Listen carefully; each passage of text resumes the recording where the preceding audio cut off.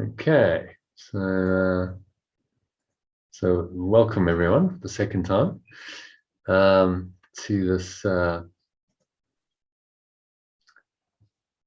afternoon session or morning for Lauren. So I think to start with, let's do a little breathing meditation. It's today's breathing exercise, because you've noticed. Has anyone done any of the breathing I've been sending? I've been doing a little breathwork course. So I hope you've enjoyed that. Thought it was time to make it a bit more formal. So this is the 7th breathing technique we're doing, and it's called values breathing. Thanks for sharing that, Martin. Yes, indeed, I have. So it's a group exercise, and what we do is everyone has a turn to pick a value, and then everyone breathes on it. So we'll take turns. We'll go around in the circle. Normally, if you're together physically, you'd sit in a circle and go from one to the other, but we'll just do that virtually. And so you pick a value. That could be anything like peace. It could be love. It could be joy. It could be happiness. It could be wisdom. It could be gratitude. You get the idea. These are sort of higher value qualities. And then we all breathe in on it. Okay, so and I'll kind of guide you through each session. So you take 3 deep breaths on that value, and just feel the energy of it. Imagine that there's that quality flowing into you, into your mind, into your body. Imagine light coming in, and I'll guide you through that. And it's a deep diaphragmatic breath. So we do like a deep power breath. Hold it for maybe 20-30 seconds, practicing the power breathing we did. So just to show you that, it's breathing into the stomach, first phase of the breath, then into the middle chest, and then into the upper chest. You can do that in phases, and then just kind of make it smooth. I'll guide you through that, and just imagine that you're breathing in whatever the quality is that you've chosen, and just hold the breath and feel like you're immersing yourself into that quality, into that value, just really feeling it. Quite a powerful process, actually, because you're almost tapping into there's a morphic field or a quantum field for each of these qualities. They exist in the ether, in the mind space. And when you do this, then you actually tap into that, and you start to feel the energy of it. So anyone who's ever felt gratitude or love or joy, they're part of that field, and now you tap into it, and you literally download that feeling, that information into you, and immerse yourself in the field. It's quite powerful.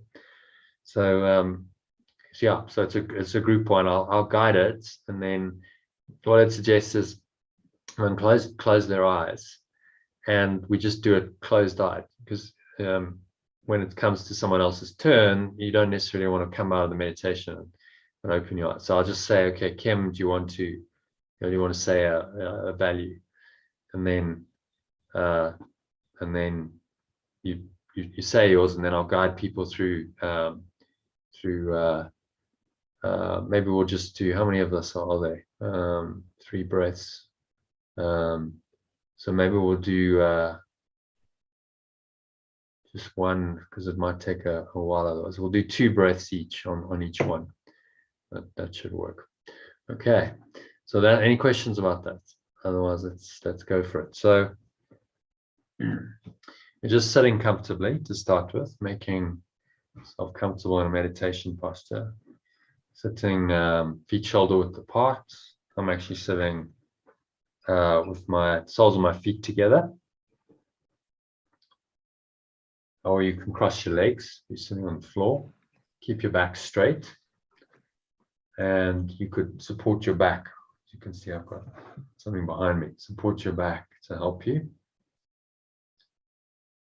Close your eyes. And I'll do the first one. So start off by taking a nice deep breath in on gratitude. Think gratitude for what's coming up for me. So breathe in. The lower stomach, feel like that's filling up. Into the middle chest. Into the upper chest. To the head, so it's maximal inhale breath. Pause at the top of the inhale. Feel like this gratitude is flowing in. Imagine the very essence of gratitude flowing into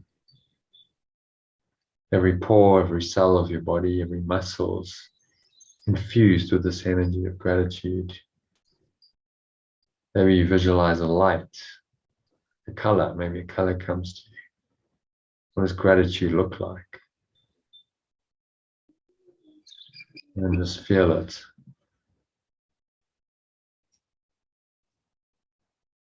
And as you exhale, you'll extend it outwards. So gratitude should be given to others and extending it to the spirit that gave it to you. So exhale out through your mouth and just have a sense of extending this gratitude to everyone here in our little group, everyone who's doing the course who's not here with us, people in your life, family and friends, and don't stop there. There's no limit to your gratitude, so you're actually grateful to everyone. Extend it to the entire human race. And extend it to people who maybe haven't behaved the way you think they should, whoever they are. Maybe you personally know them, maybe it's characters that are out there in the dream who are doing things that you don't agree with. And feel grateful for all of them because they are all part of the sonship. They're all part of the one mind that is us. And so you can learn to find yourself through them. That is indeed reason for gratitude. So breathing in again.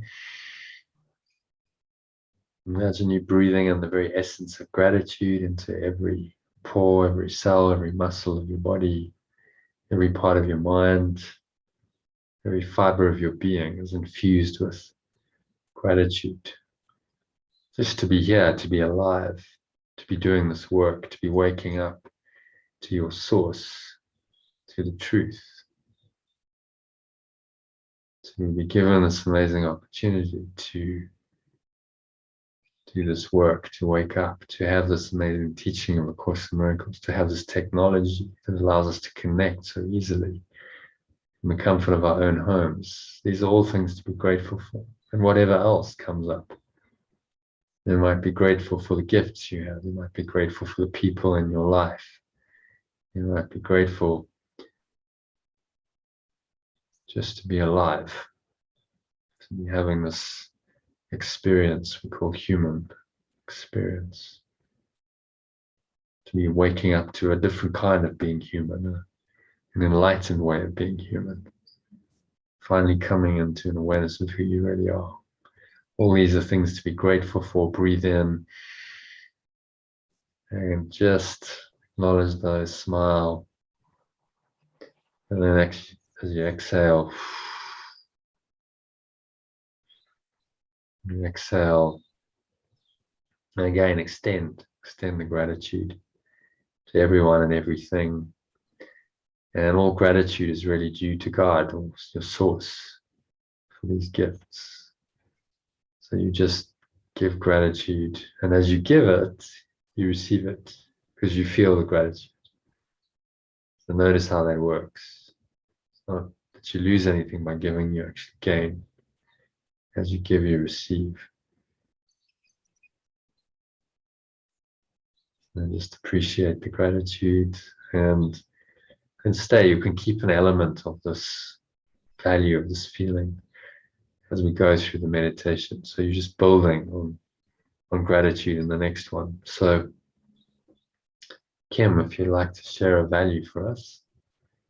And then we'll breathe in on it. Patience.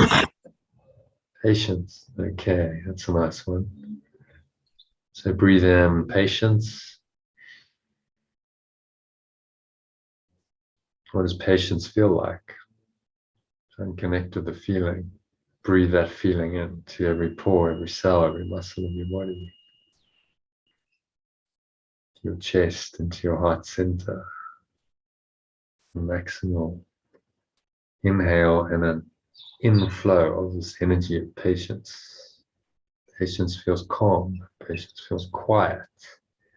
Maybe you see a color with patience. What does patience look like?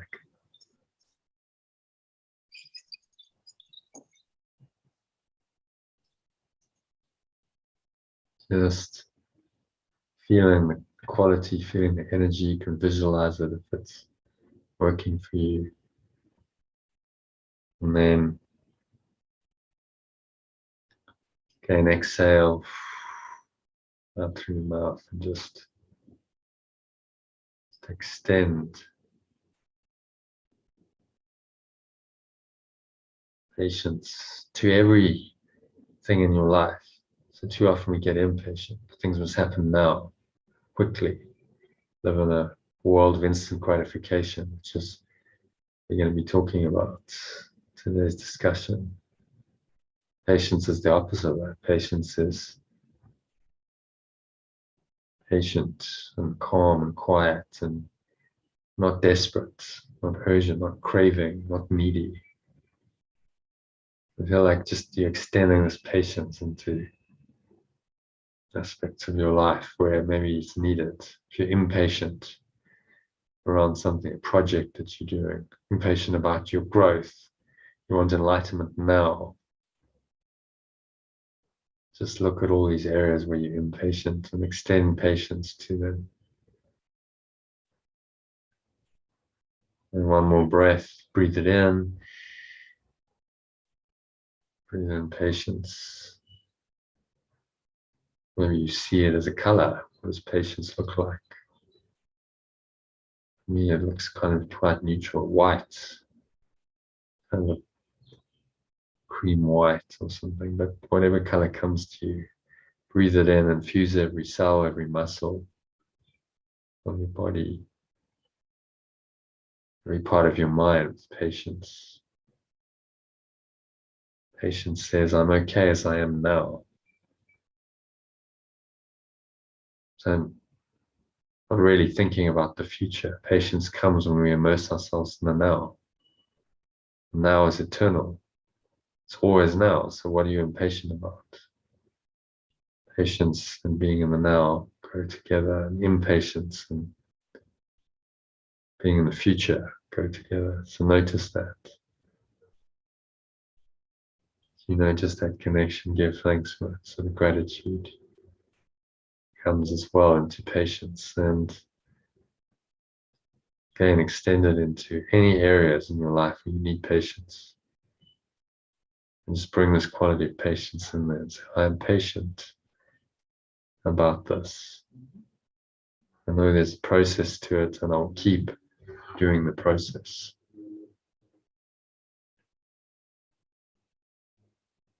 So it's said, and so it's done. So Lauren, can you give us another quality, please? What's resonating with you today?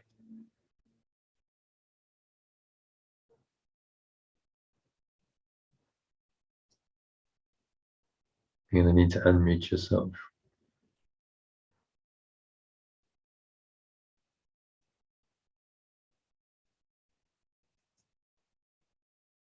Okay, someone else go then. Iona, any quality speaking to you today?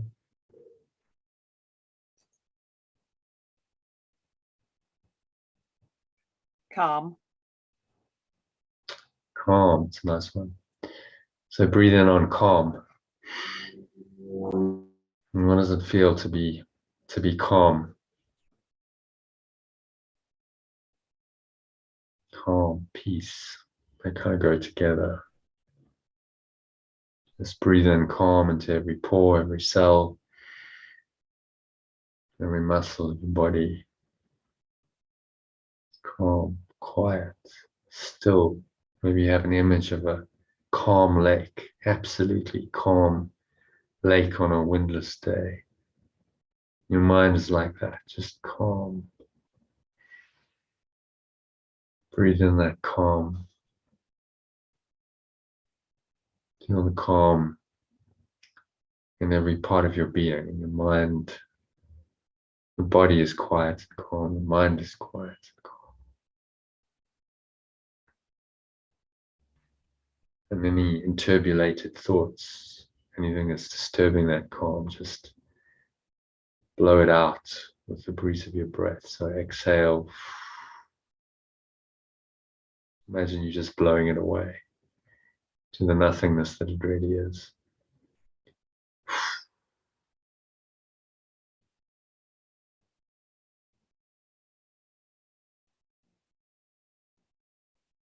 And it'll go. The stomach into the spine, expel the last remaining air out.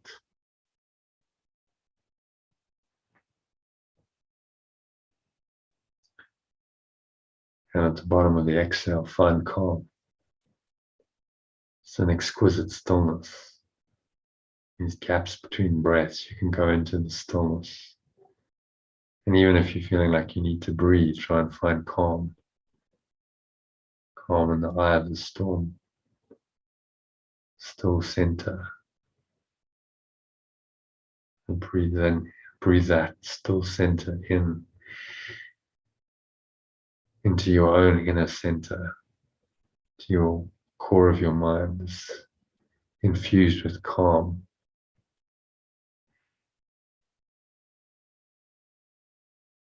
Breathe into every pore, every cell of your body, every part of your mind.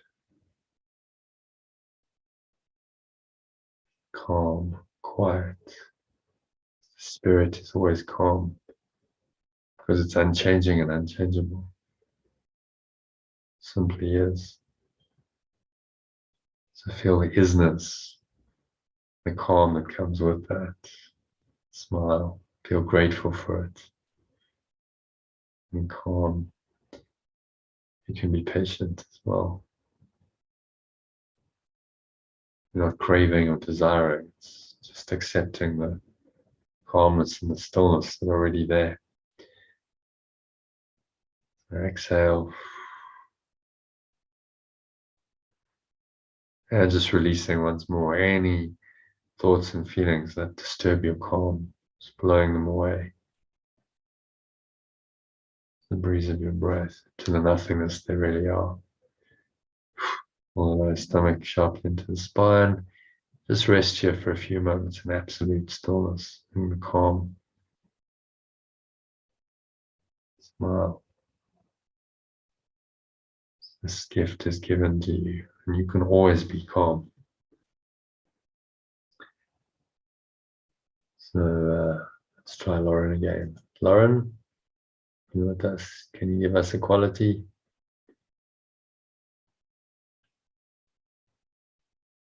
No, Lauren's still not with us. Okay, Katie. Yeah,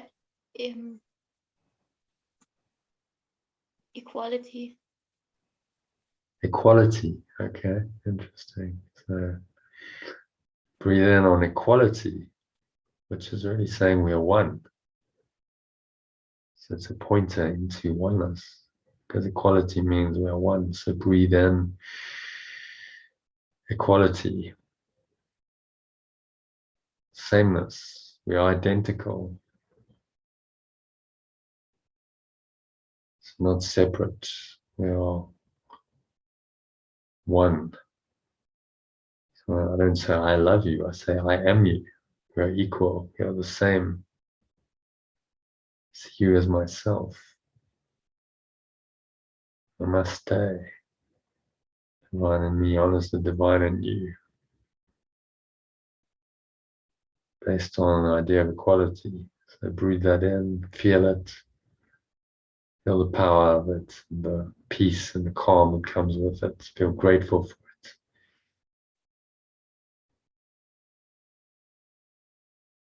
Breathe it in, another sip of air. Just a simple idea like this, but this idea of equality just undoes the ego entirely.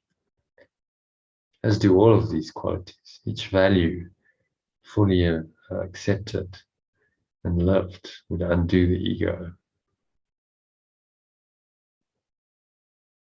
And now as you exhale, have a sense of just letting go of any areas of inequality in the mind. You're seeing a separation, you're seeing a difference. Difference implies inequality. Difference between you and others, between others and you. Difference between other people, seemingly external. Conflict. All of this implies inequality. So it feels like to be equal, to be one. It feels very peaceful. Breathe that peace in. And the peace of oneness. So calm and peace, quietness go with equality. Just draw it into every pore, every cell, every muscle of your body, every part of your mind, every fiber of your being is immersed in the oneness that is the foundation of equality.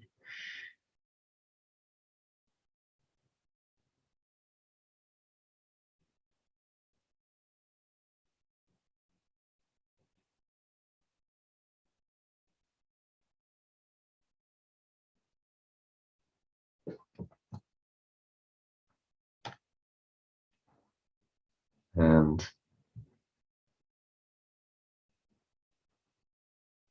exhale.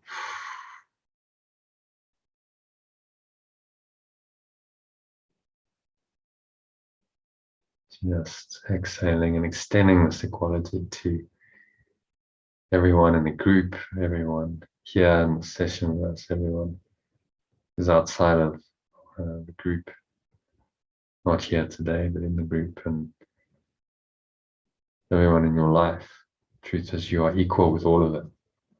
There is no separation, there's no distinction. Feel what that feels like when you're in the equality.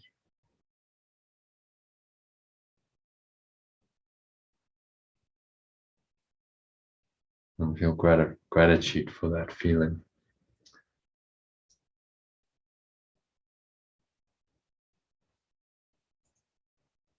And Marlene, you'd like to share equality with us?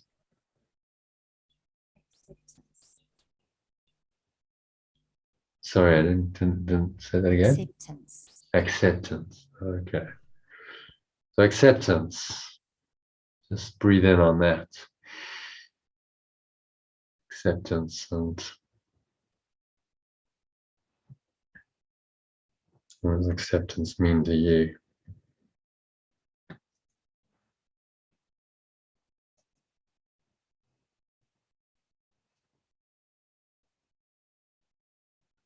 Acceptance of things as they are. Acceptance of the imperfect nature of life. And leads you to an acceptance of the truth that you are.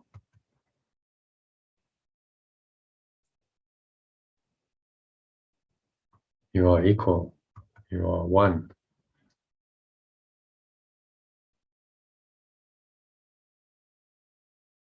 And there's a sense of letting go and acceptance. I'm letting go of my expectations that things should be another way.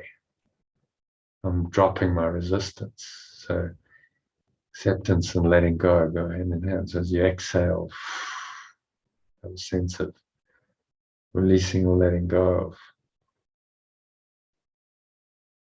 anything that you're resisting. Even if you want to change something, by accepting it, by dropping your resistance, you actually allow a transformation, a change to happen. So blow it all out. All of that resistance, like a dark cloud, just leaving you. To the nothingness that it really is.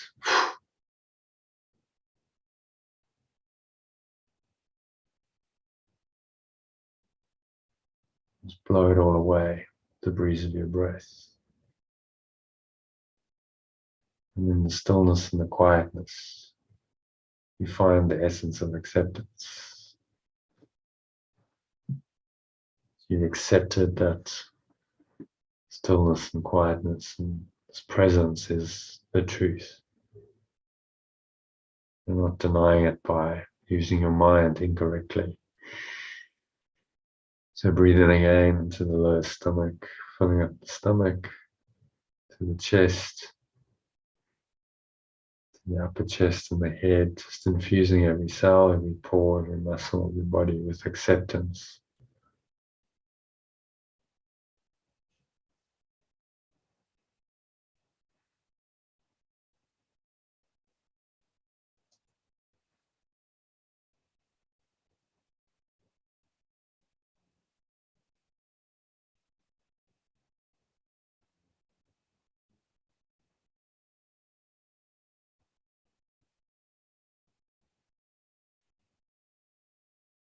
And just feel the feeling of it, to just accept deeply the truth, who you are. Smile, feel the gratitude, feel the peace. It's all embedded in there, all these values. Integrate with the others, fold into each other. So you accept that everything's interconnected and they're all working together for your highest good. Exhale on the truth of that. Sinking into the acceptance.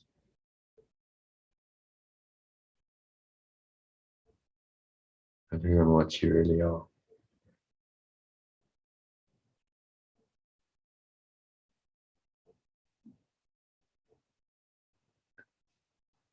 And let's try Lauren again. So Lauren,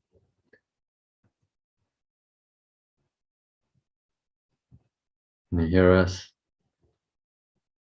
Want to choose a value?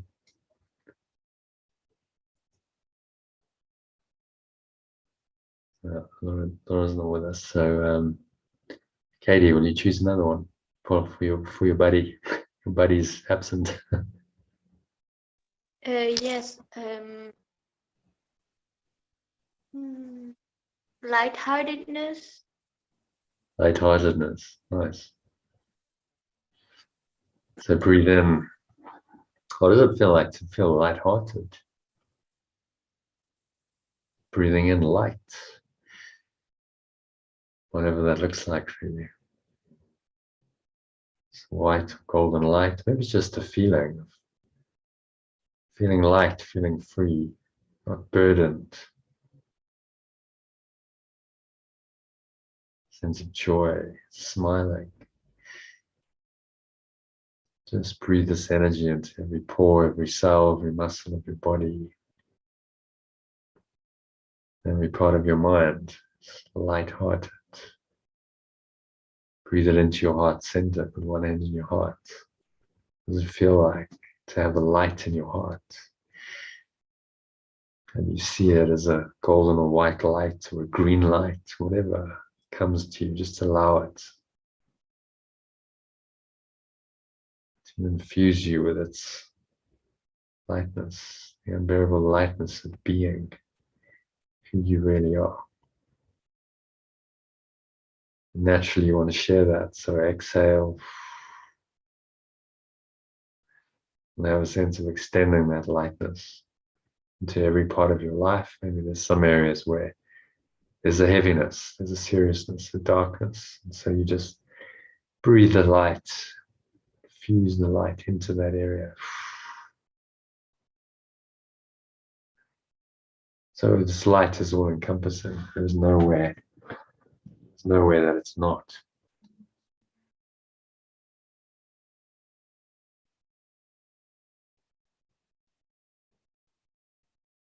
On the truth of that.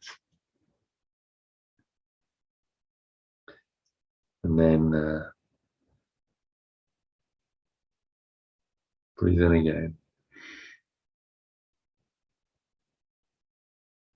Like every pore, every cell, every muscle of your body, every part of your mind is infused in the light, with the light. Toward in, immerse yourself in it.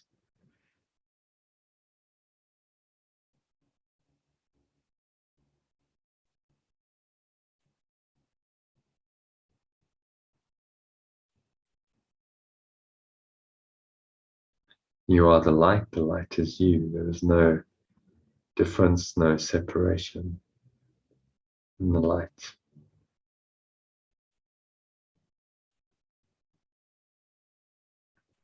Feel the gratitude for that, the love that's inherent in that. Smile. Now as you exhale, extend the light. The breath. Extend it to everyone here today, to everyone who's in this course, everyone in your life, family and friends and loved ones.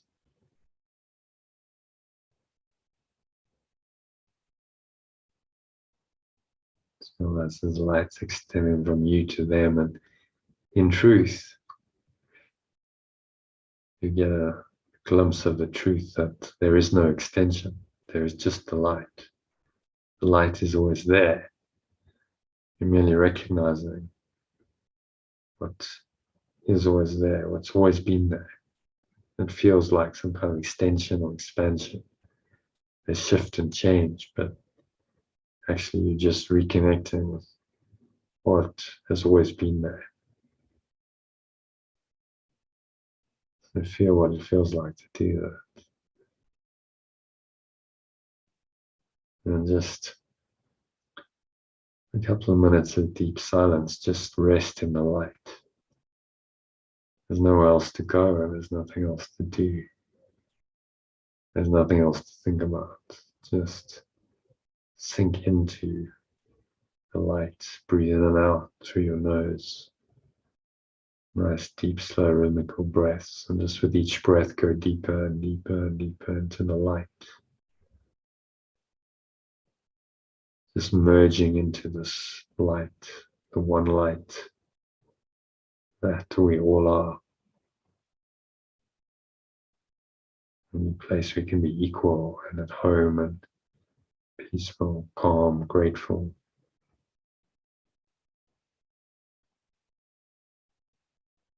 Except who we really are is in this light. So surrender everything, give it all over, and just be the light. Light of true awareness in your mind. Just allow it to infuse every pore, every cell of your body, every part of your mind with its healing light. And just rest in the light. You observe your breath. The next 2 minutes of deep silence.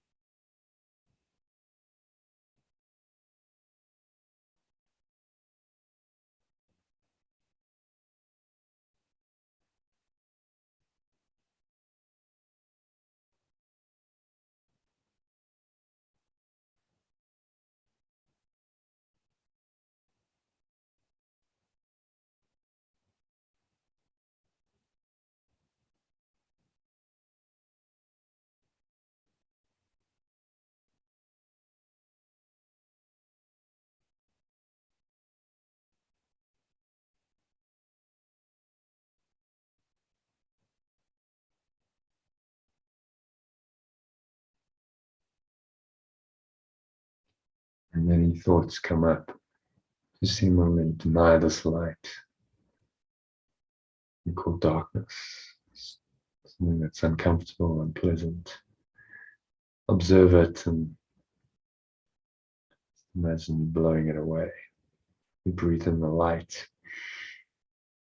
You are in the light, you are light-hearted, and this is of no consequence. The light is just shining through your mind, the clear blue sky of your true awareness, shining away this darkness. Cloud, it's just a cloud pattern, just being blown away. The breeze of your breath, and the light shines through it. So exhale and release. It's going, gone. It's the nothingness it really is. You just rest in this light. You're it and it is you. There's nowhere it's not. There's no place it begins and you end. You are one with the light. So just experience that fully, deeply, completely for the next minute or so. Deep silence.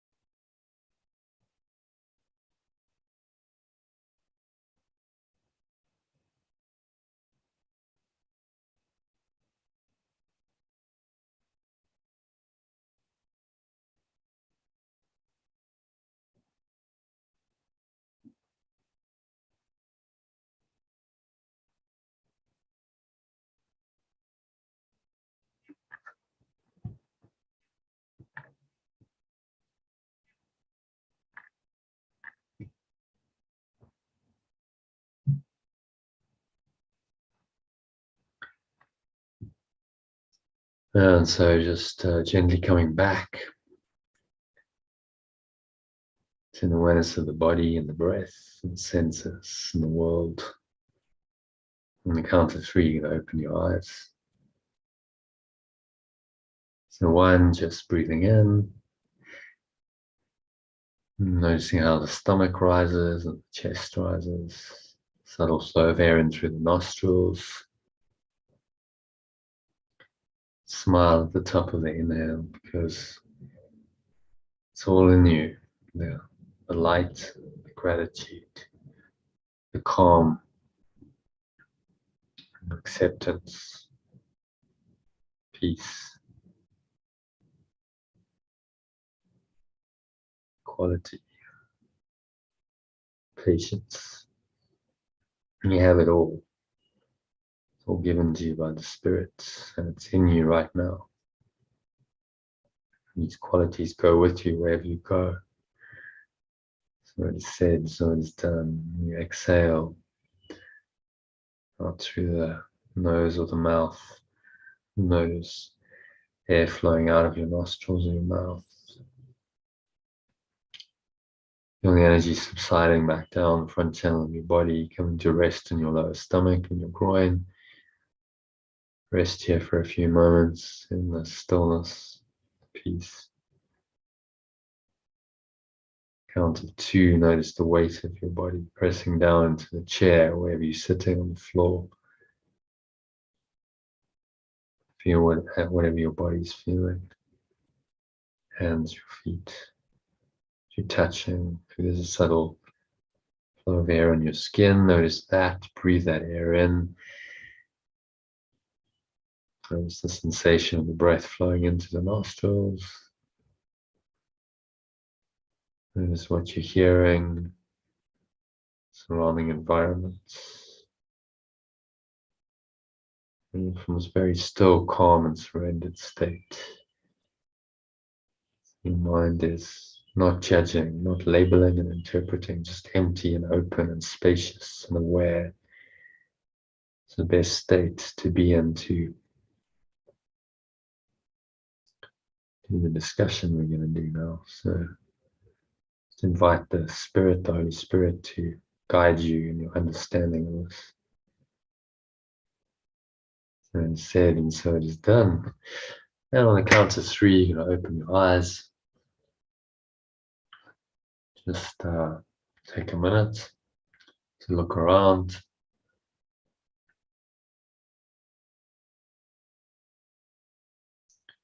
Just observing whatever's going on around you, without judgment or interpretations. Let your eyes rest randomly on an object. Just observe it for a few seconds. Notice how you're feeling, the awareness that's there, then look at something else and apply one of the values. It's quality. Everything's the same. It doesn't matter what the object is. It has the same quality. It's equal in your sight. And the sameness of perception is the enlightened perception, because what roots you in is the underlying awareness of oneness. That awareness is there no matter what. Doesn't matter what the senses are telling you. The quality that underlies your sense perceptions is always the same. Everything is actually the same. It's one awareness with which you're perceiving it. So, of course, says that God is in everything. Everything I see, because God is in my mind. It's oneness is in your mind. So it must be in everything you see, because you see from your awareness.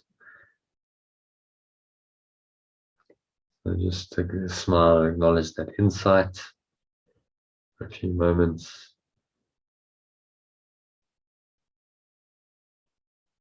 And if your eyes are still closed, open them. Gently come back to the room and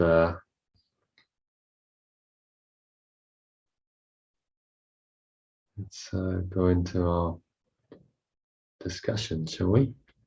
So everyone's still with me? Everyone awake? In more than one way, hopefully. So how was that? Yeah. It's quite a powerful exercise, that, just to breathe in on a value, so you can do it yourself and just choose a value, a quality that you feel like you need, and just breathe in on it and really absorb it. So, did you feel some of that? Like you're tapping into some kind of field. Yeah, very much. And you breathe in these qualities. What was beautiful was when I knew very strongly that when I could experience patience, I experienced calm and letting go and acceptance. So it was all beautifully wrapped up in one. There was no separation between one value and the next. Yeah. I mean, you buy one, you get many free, don't you? Yeah, it's amazing. Because the spirit, everything, wholeness it's holographic. So you take one quality like that and you have a description of, acceptance or patience, but it leads you into the whole thing. It's one whole thought system. So if you can just go into calm, for instance, then it's all there. You must be accepting. You must be present. You must be grateful. So it's pretty amazing. That just one quality like that takes you into the whole thing. Yeah. Yeah. And it's like, from an artist, it's like an interweaving tapestry, isn't it? It's like this. I often use that analogy. The tapestry of like. Yeah, but that's life. The tapestry, the warp and the weft of life. Yeah. And then it's just to feel that and be able to like stay in that. So you just stay in that. Okay, it's all there. And the gratitude, the acceptance, calm. What were they? Calm, acceptance, gratitude, lightheartedness, Equality. patience, equality. It's all there in a, these are just words. The words are pointers to this one thing, presence, we can call it, this nameless, formless essence that has it all. And these are just ways we experience it. So the words just help us to kind of access it. But it's really one presence, different aspects of this one amazing presence. Quite amazing that someone could do all of that and be so. It's one, but it's multifaceted because you experience it, in these different ways. And I think when you start to experience this, your life becomes rich. Wow, what a rich experience to be able to experience all of that look at what we experienced in the last half an hour in a single sitting, all of that in one sitting. Wow, that's pretty amazing. If you touch some of those qualities, it's a great gift. And so some people don't experience these qualities ever in their life. They're just not open to it. So I'm really grateful that you're here, and like you're in the field of transformation. This is what it is. Immersing yourself in it, and then the gifts come. You commit the time, you give yourself over to the process, and then the process gives to you. Okay, so any thoughts on that? Any other thoughts on that, or comments or questions? And the values breathing, it's really simple. It's just applying a deep kind of diaphragmatic breath, and now you're bringing, interesting thing is you're bringing some mind, some attention into the breath, and you're infusing it with a quality. And so breath control and mind control go really hand in hand. They work beautifully together. You start bringing in thoughts into the breath. It's like you've got these two modalities working seamlessly together. As we go into the rest of the course, we can start doing that all the time. So when we start working tomorrow with the workbook of the Course in Miracles, I guide you through these breath breaks in recordings as well as in the live sessions, where you're going to breathe and then you're going to contemplate the idea as you breathe. And so you with that breath, you give yourself the space to open into, okay, what is this really feeling like? What does it mean to me? What does it feel like? And to really experience it, maybe in a deeper way than you would if you just went, okay, I'm just doing this with my mind. The breath just deepens your experience, makes it a more meditative experience. And that's what you want. You want a deep understanding, deep experiential understanding, ideally, of what these profound ideas are. If we can take you into that more deeply, just using a simple tool like the breath, then it's a very worthwhile practice. Okay, so any other comments? I saw Marlene said, yeah, it was very powerful, which is nice. Thank you for those. See everyone's on the chat. That's great. So I think maybe let's just, I'm going to share my screen again. Let's just have a look at the, because I'm talking about the workbook. Let's have a look at introduction to the workbook. Which is, if anyone's in the book, it's right at the beginning of the workbook, introduction to part 1, and I think it would be quite valuable just to read that. Take turns reading it, discuss it, just preparing us for really, it's a year's journey. It's a profound journey into this workbook. So Jesus is giving us some instructions as to how we can do this, and how best to use this tool he's given us. So Iona, do you want to kick it off and read paragraph 1 for us, please? Sure. A theoretical foundation such as the text provides is necessary as a framework to make the exercises in this workbook meaningful. Yet it is doing the exercises that will make the goal of the course possible. An untrained mind can accomplish nothing. It is the purpose of this workbook to train your mind to think along these lines the text sets forth. Okay. So anything strike you there? It's pretty straightforward to start with. Yep. Yeah. It was the point 3, an untrained mind can accomplish nothing. So I guess if I sit in my monkey mind, that it's just dashing around all over the place, achieving sound and fury, but nothing. Yeah. To quote Shakespeare, Yeah. a dream full of sound and fury Signifying. signifying nothing. Yeah. Quite, so Shakespeare certainly knew a thing or two. Indeed. An untrained mind can accomplish nothing. So I used an analogy, I can't remember with who, but I was saying, I think it was Elaine. He's not able to join us today. She's traveling.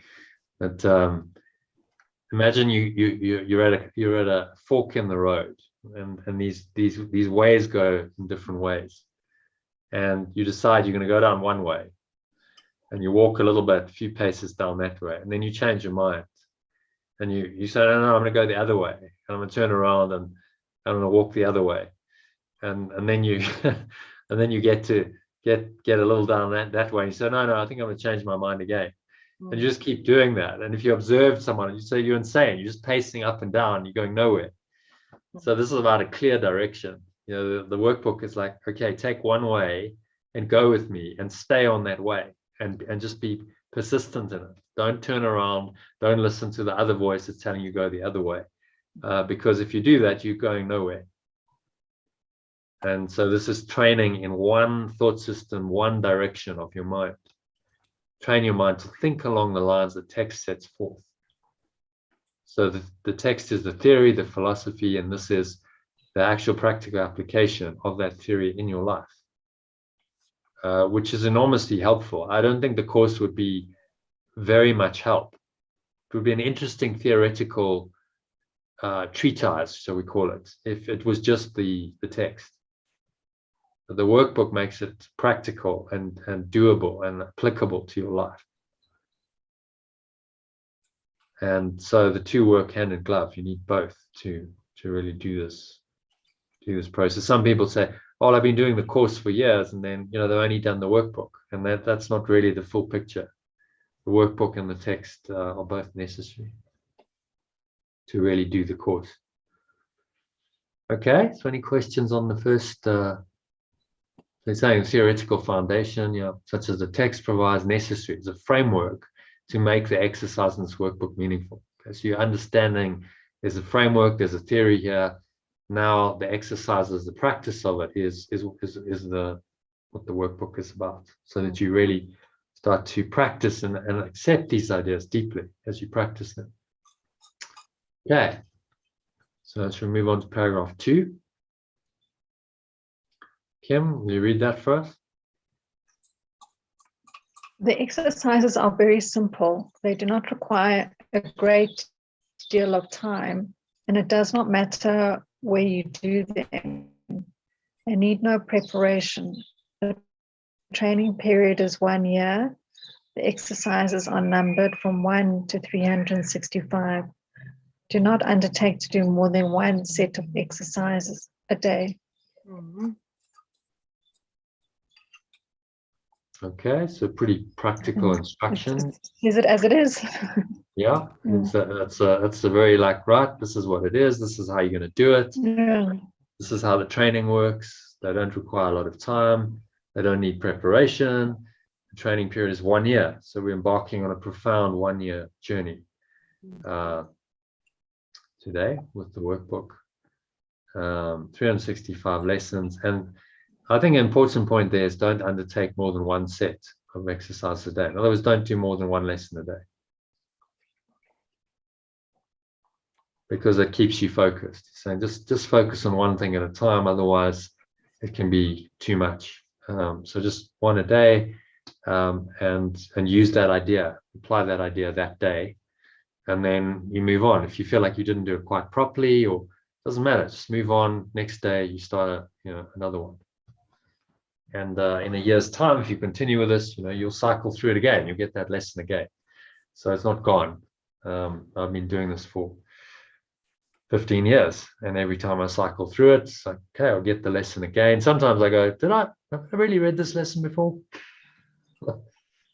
Because it's fresh, it's amazing. It's because it's 1 year. It's like a fresh experience of each idea every year. So it kind of keeps the course perennial. That's why it's called the perennial philosophy. It's just ever fresh and a continuous source of inspiration. So you get into this, you just practice these lessons as part of your daily kind of spiritual practice. Okay. So any questions on number 2? I think it's pretty straightforward. Number 3. Someone else like to read? Katie, maybe? Can you read for us? Yeah. The workbook is divided into 2 main sections. The first dealing with the undoing of the way you see now, and the second with the acquisition of true perception. With the exception of the review periods, each day's exercise are planned around one central idea, which is stated first. This is followed by a description of the specific procedures by which the idea for the day is to be applied. Okay. So any thoughts on that?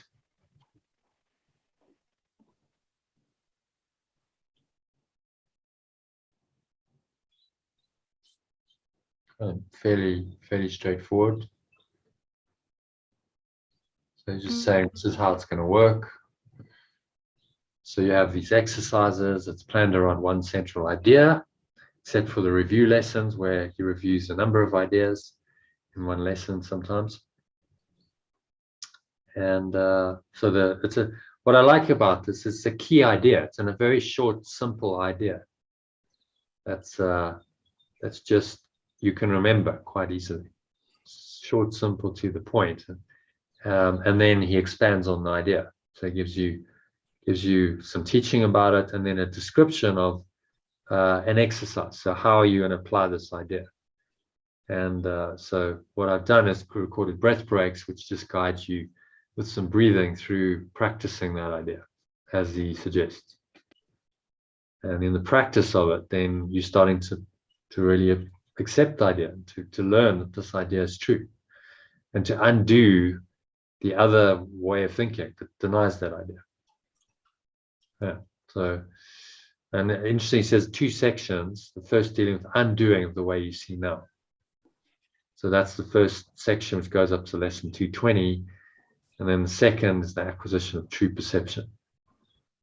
So like, okay, let's undo what you believe now. And then the second part, it's like you've emptied yourself. Now you're going to start filling yourself with true ideas and start perceiving truly. Okay, so any questions on that? Moving swiftly on to number 4. Who would like to read that? Marlene, will you read that for us?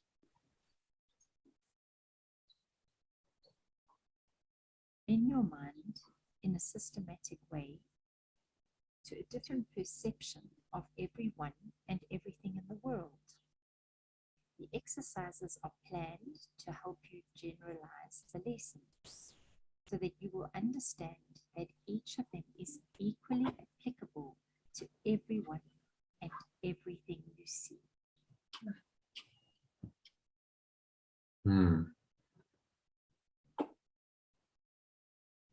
So any thoughts about that?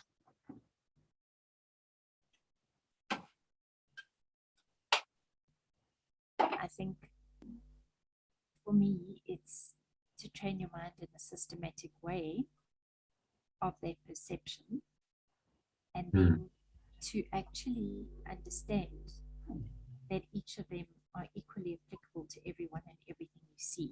So in other words, for it to almost become a new way of thinking and being completely where you can see that it applies to everyone and everything Mm. without exception. Mm. Yeah. So it's leading to a whole thought system, a complete thought system that is a replacement for your current thought system, which he calls the ego. There's the idea of equality coming in. It's equally applicable to everyone and everything you see. So this is the sameness of perception, right? Enlightened perception is seeing everyone and everything in this light, that everything is infused with the truth. Everything is one, right? One mind, one awareness, and you see that everywhere and in everything, and there's no exception. Because as soon as you make an exception, then you've denied the entire thing, haven't you? Denied truth. If you make an exception to it. And so he's trying to bring us into this holistic perception, and this whole perception that actually everything is true, and that there's truth in everything, and these truths are equally applicable to everyone and everything you see, irrespective of what it seems to be, because we can always see separation, we can see difficulties and pain and suffering if we want to,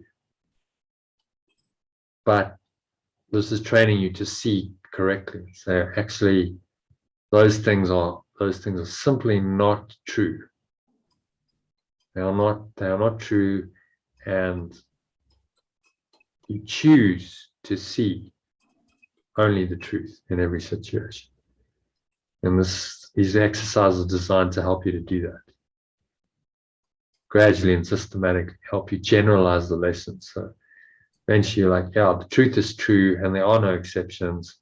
And I might be tempted to make exceptions, but actually I just see that temptation and I'm able to let that go, and in every situation choose the truth. And then he's giving us 365 ways of doing that, different ideas to help us. So again, it's a tapestry. You've got these different ideas, but they all weave into the truth. Each idea points you to the entire truth. And if you accept one, then you accept them all. I think he goes on to tell us that. Okay, so any questions on number 4, paragraph 4? So we'll move on to number 5. Who hasn't read? Lauren. Let's see if Lauren's around. She's kind of disappeared. I don't know if she's still in meditation or she's fallen asleep or whatever.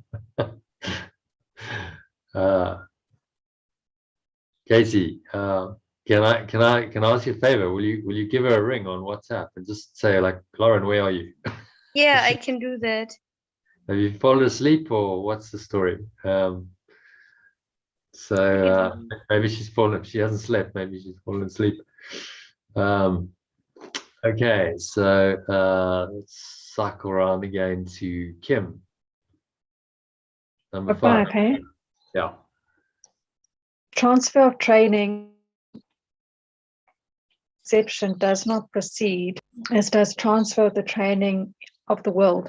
If true perception has been achieved in a connection with any person, situation, or event, total transfer to everyone and everything is certain. On the other hand, one exception held apart from true perception makes its accomplishments everywhere impossible. Very absolute. Yeah. Because you can't reconcile oneness and illusion. This is the essential teaching of a non-dual teaching. You can't fudge it. You can't say, oh, well, I'll make exceptions and then I still have the truth. He's saying it's one or the other.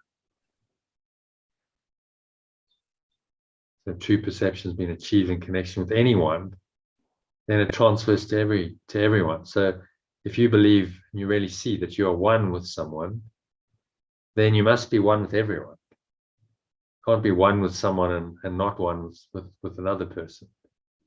We are either one or we're not.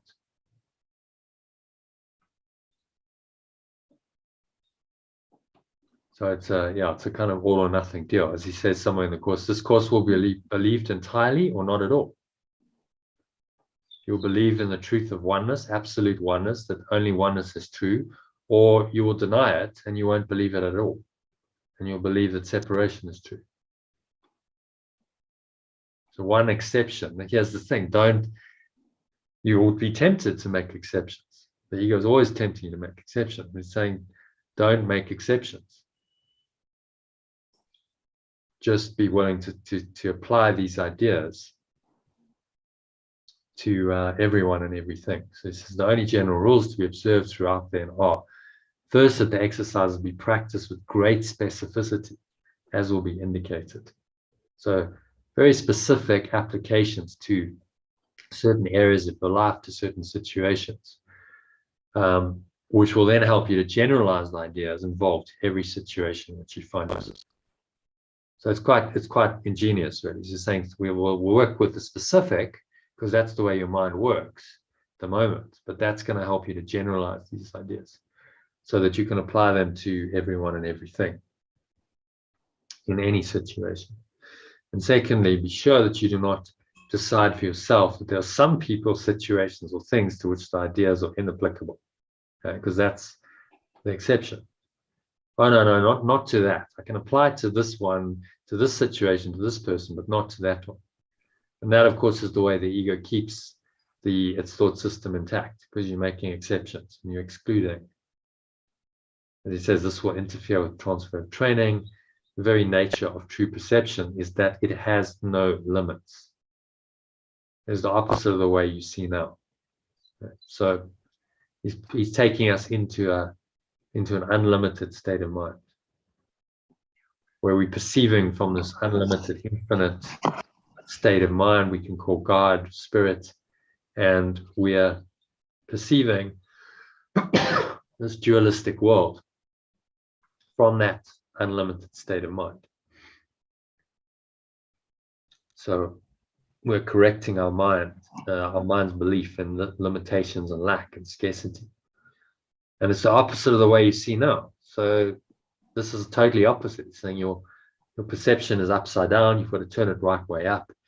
And that's what this mind training is about. So if you find some difficulty and some resistance, understand why, because it's completely the opposite of the way you see now. You have to reverse your thinking entirely. Okay, so any questions about that? Comments? Number 6. All good? Number 7. Let's see if we can get Lauren or Katie on the line. Katie, do you want to read number 7 for us?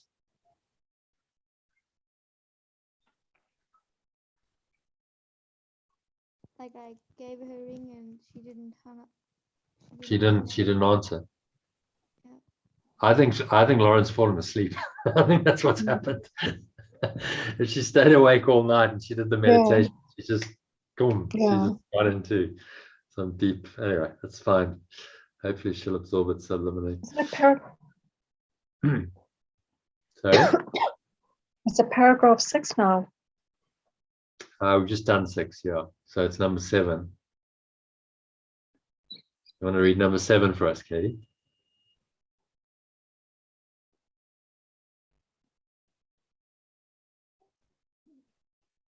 Is she still there? Katie? Okay, don't know where Katie's gone. Ayana, do you want to read number 7 for us? Okay. The overall aim of the exercises is to increase your ability to extend the ideas you will be practicing to include everything.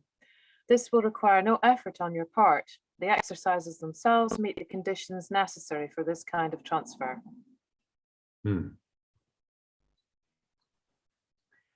Okay, any thoughts on that? Like it's a soft opening. Just do it. Don't need to effort it. Yeah, so he's designed the exercises so that if you do them, then you're getting the benefit.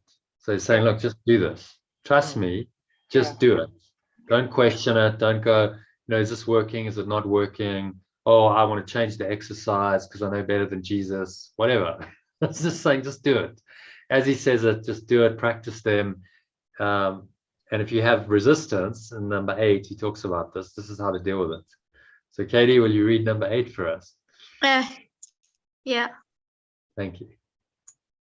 Some of the ideas the workbook will find hard to believe, and others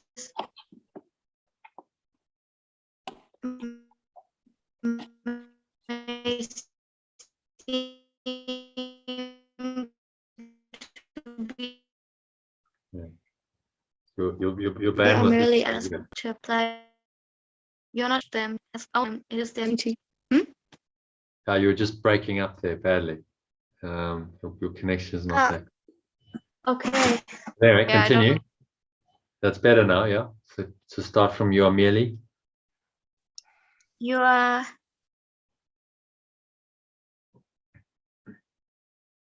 where do I? You're merely asked to apply the ideas as you are directed to do. You're not asked to judge them at all. You are asked only to use them. It is their use that will give them meaning to you and will show you that they are true.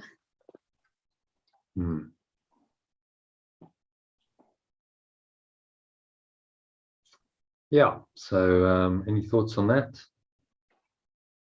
Yeah. Okay, pretty straightforward. He's just saying, whatever if you resist them, just do it. Just apply the ideas, do the exercise as you're directed to do. Follow the instructions. You're not asked to judge them at all. So if you have resistance and you're judging them, just use them. Use the idea, and if you do that and you use them, then you'll start to understand them, and they'll have meaning to you, and you'll see that they're true. Initially, you might disbelieve them, but just be willing to do the exercise anyway. So saying your belief is not required, just do the exercise.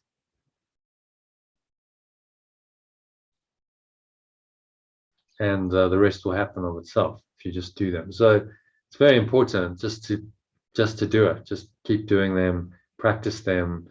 And if you have resistance, if you think you don't believe them, whatever the ideas are, you just do it anyway. Because there's a part of your mind that is willing to say, well, maybe I don't know the full truth. Like maybe I've got to accept that I don't actually know, and Jesus does know. And so I'm submitting to this teacher who, is teaching me what I need to learn, what I need to know. And he's designed this course to do that, and he's a master teacher. So let me just listen to the master teacher, because he knows what he's doing. He knows how to train our minds. And the workbook is a big part of that, mind training. Okay. So any questions on number 8, or should we go to number 9? Marlene, if you can read number 9 for us. Remember only this: you need not believe the ideas, you need not accept them, and you need not even welcome them. Some of them you may actively resist. None of this will matter or decrease their efficiency. But do not allow yourself to make exceptions in applying the ideas the workbook contains. And whatever your reactions to the ideas may be, use them. Nothing more than that is required.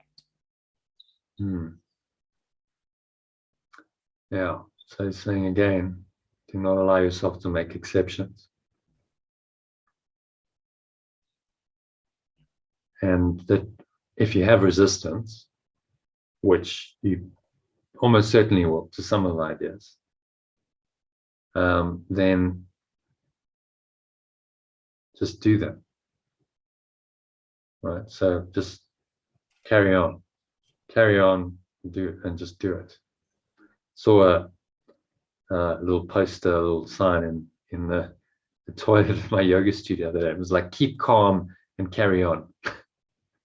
And it's that kind of, just keep calm and carry on. So, okay, just do it. Doesn't matter what's arising, what resistance is happening.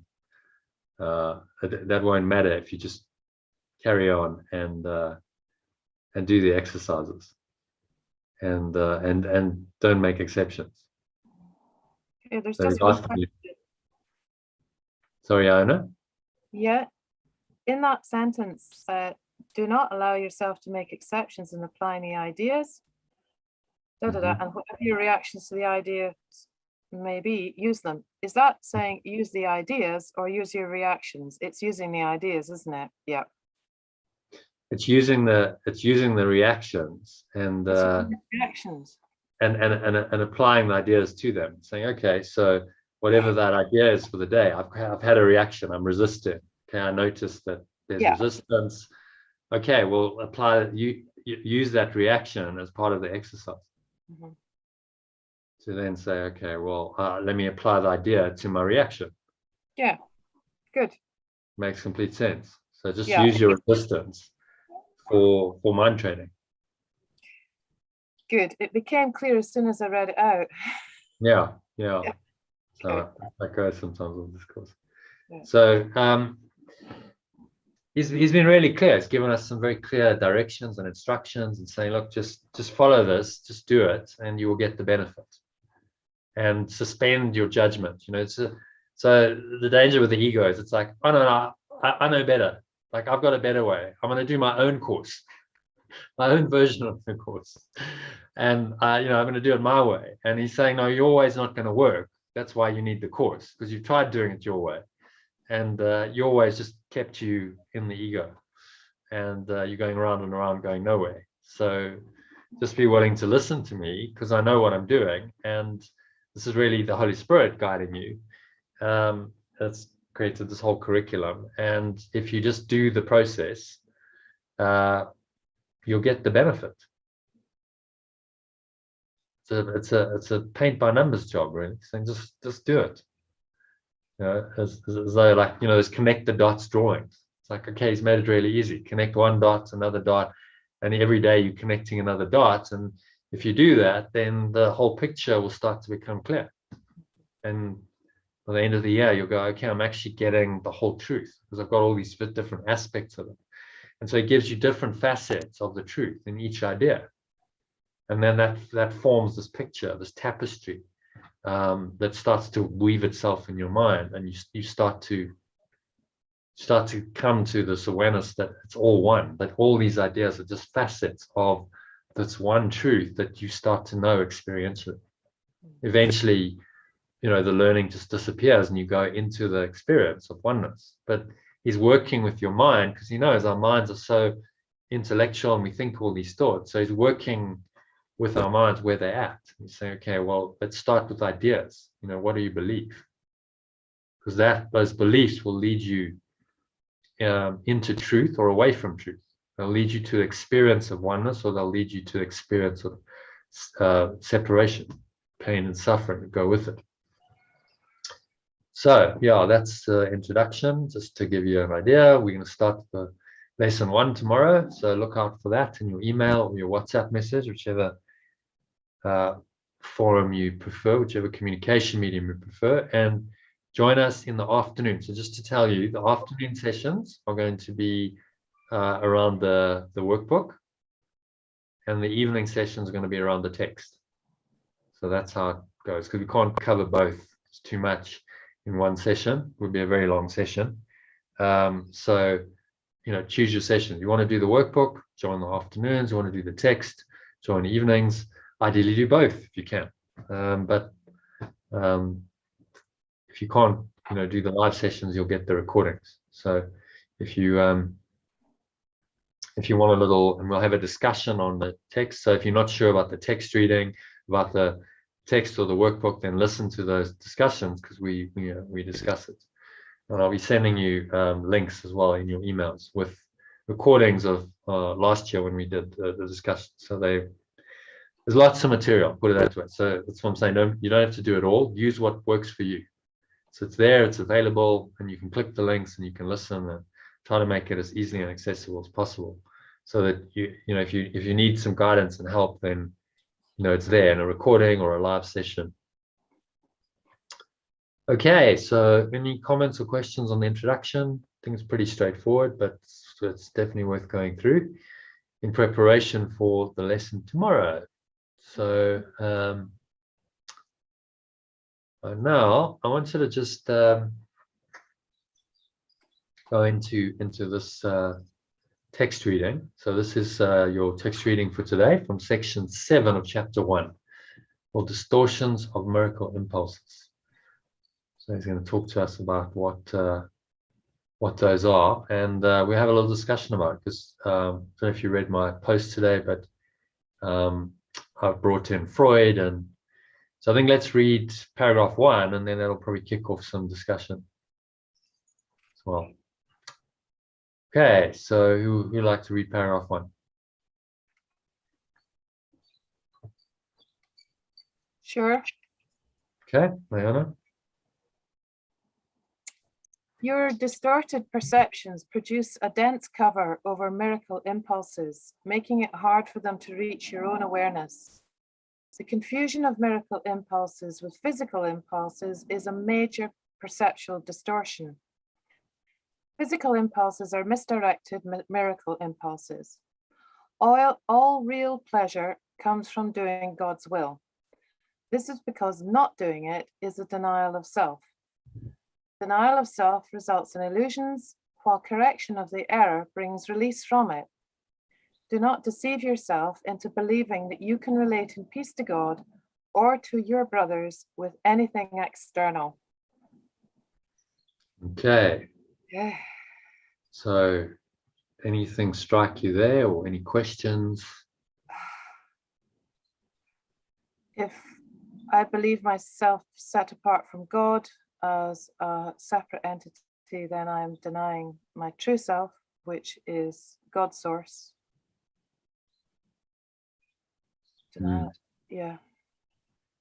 Do not deceive yourself into believing you can relate in peace to God or to your brothers with anything external. So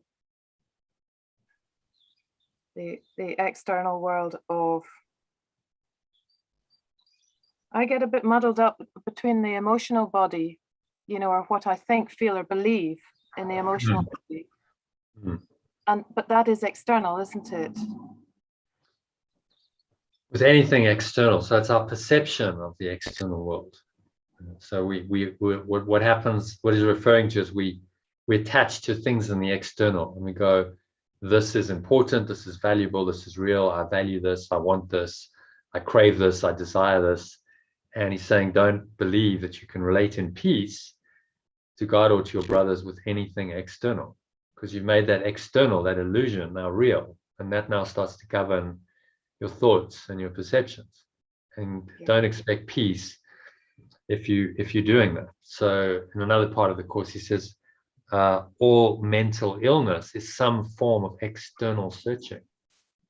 Yes. You're searching externally for something that you feel you're missing and you're lacking, and now you're relating to people in the world through that paradigm of I'm scarce, I'm lacking, I'm missing something, and I need something. Now I become very needy.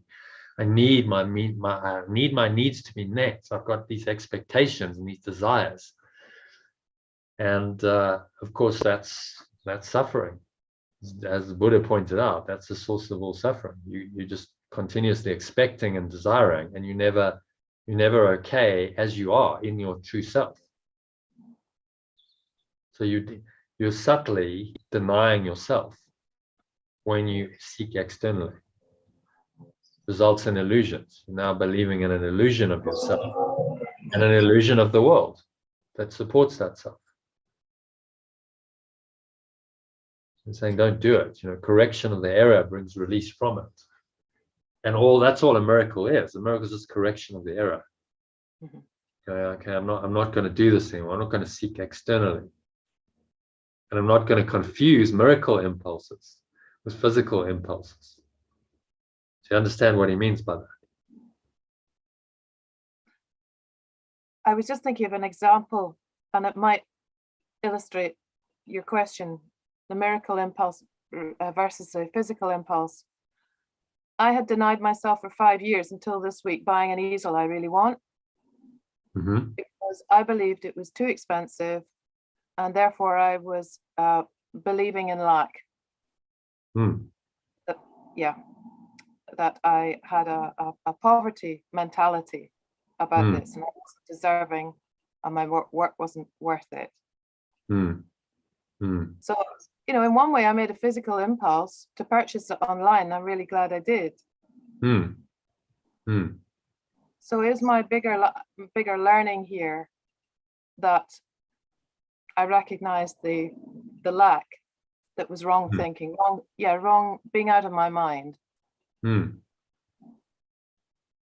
Yeah, it was a false thought, you know, that there's lack, there's scarcity, and you didn't, you know, when you do something like that, so you could say, oh well, you're just indulging yourself, you know, that's pleasure. The ego will tell you that, but actually, the truth of the matter is what you're saying there is I'm valuing myself. I'm not indulging myself, so I'm valuing myself.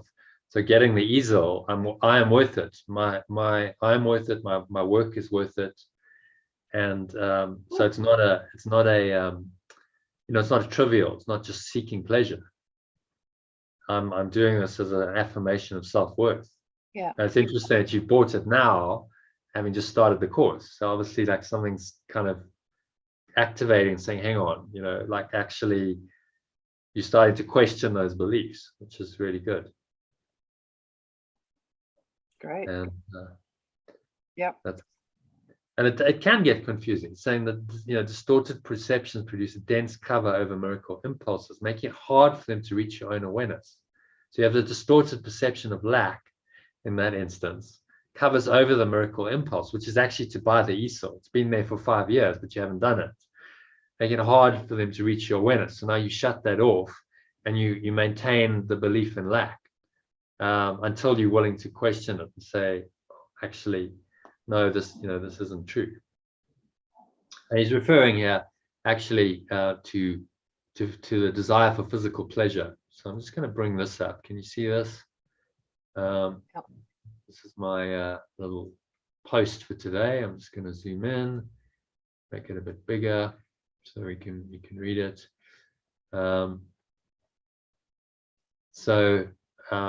Given that Freud was the psychologist who really talked about pleasure the most, you know, this idea of the pleasure principle, and his whole idea was that we pursue pleasure and we avoid pain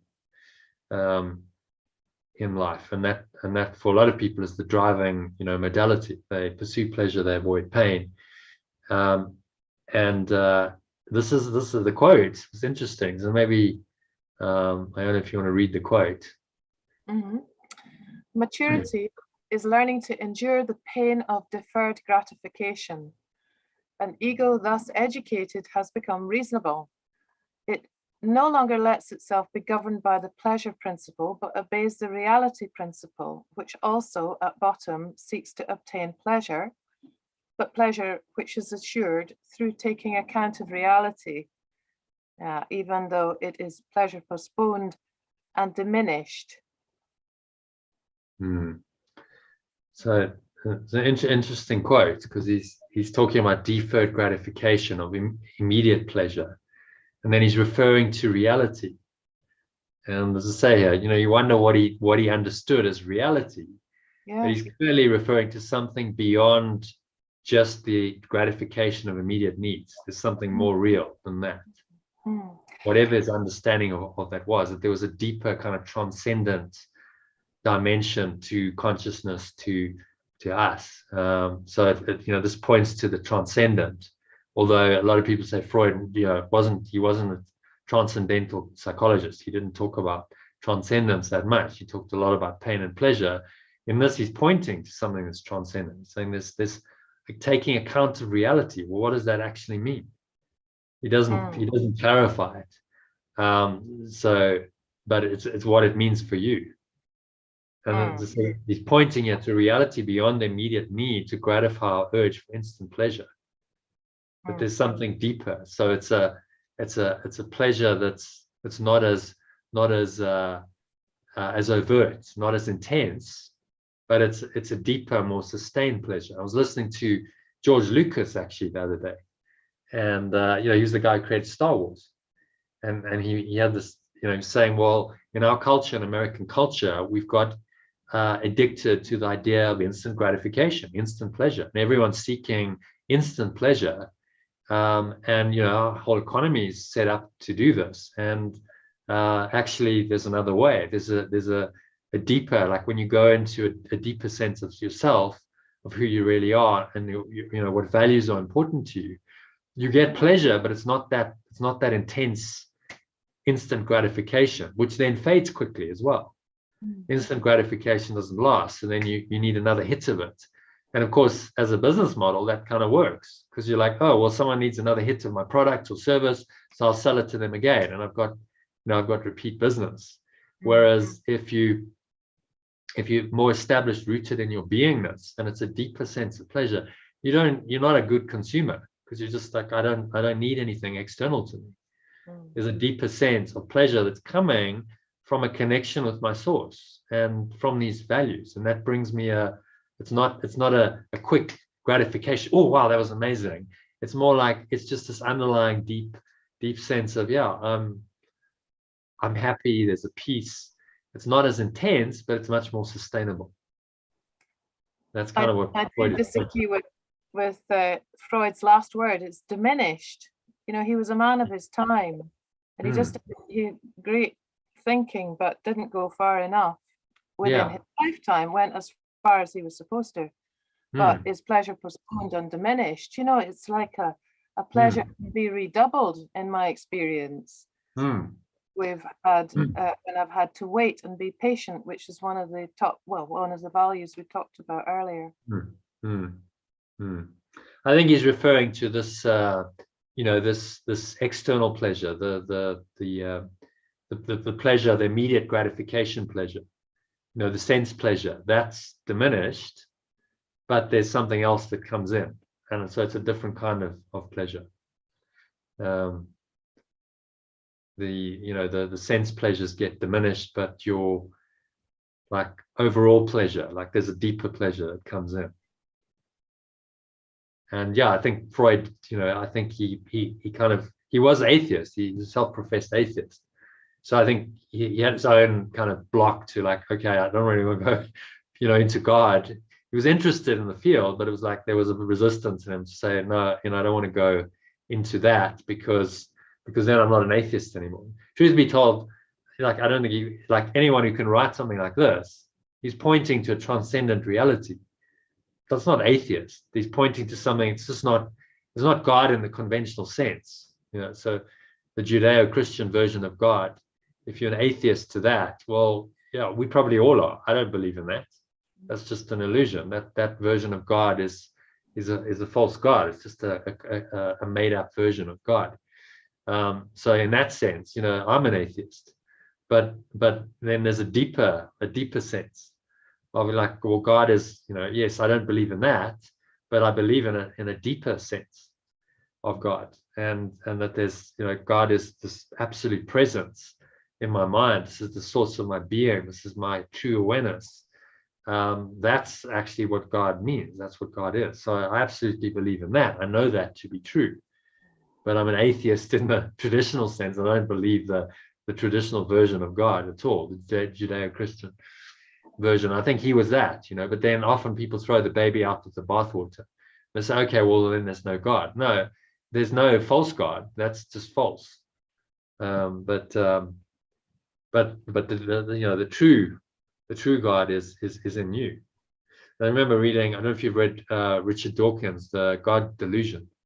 And so he goes in this whole thing of disproving God, but in the introduction, he actually talks about God.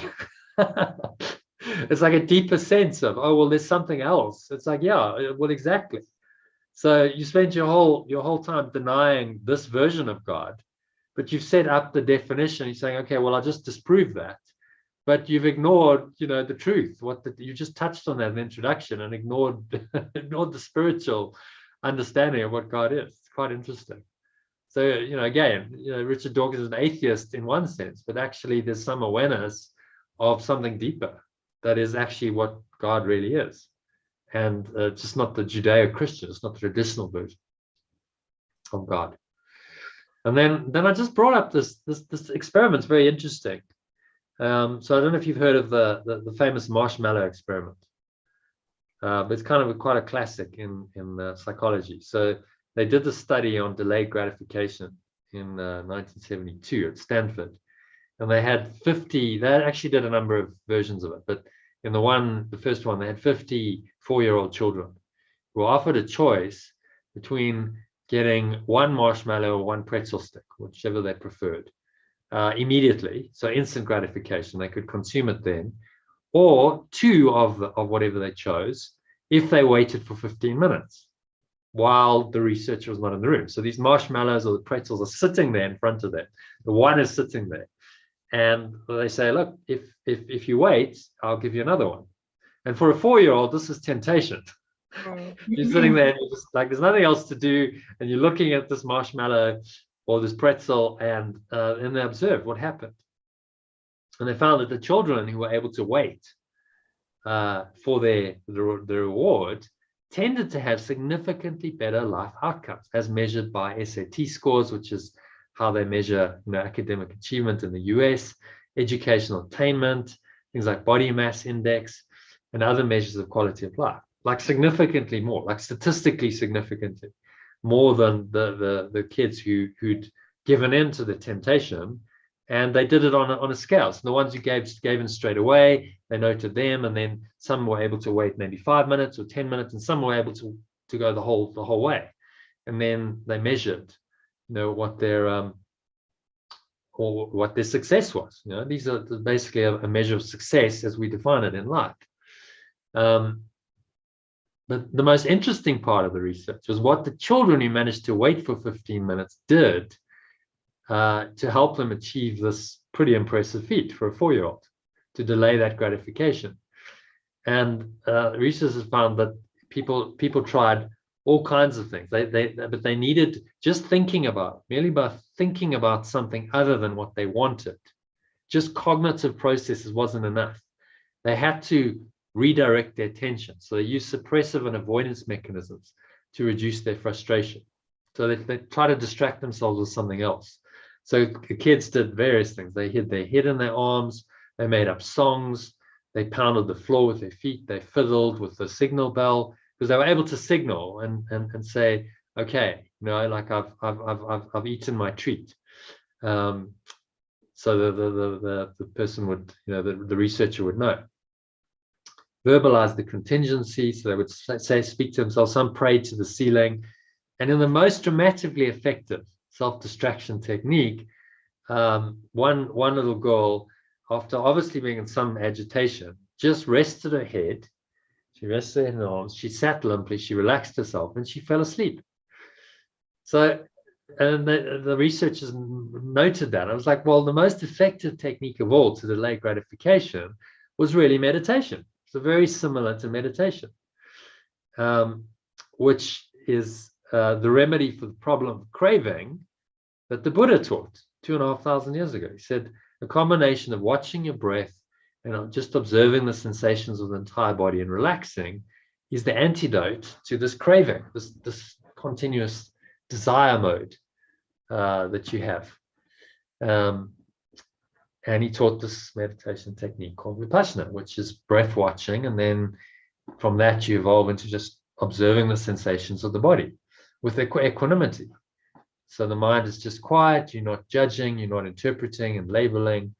And whatever the sensations are that arise, you just observe it without judgment. And, the research just shows, well, that was actually the most effective way of dealing with it. So despite all of our technological so-called progress, actually these fundamental problems remain the same. In today's world, same problems as the Buddha noted 2,500 years ago. So nothing's really changed. We have more technology, we have ability to do things faster and quicker, and some amazing tools to help us learn, but essentially the human dilemma remains the same.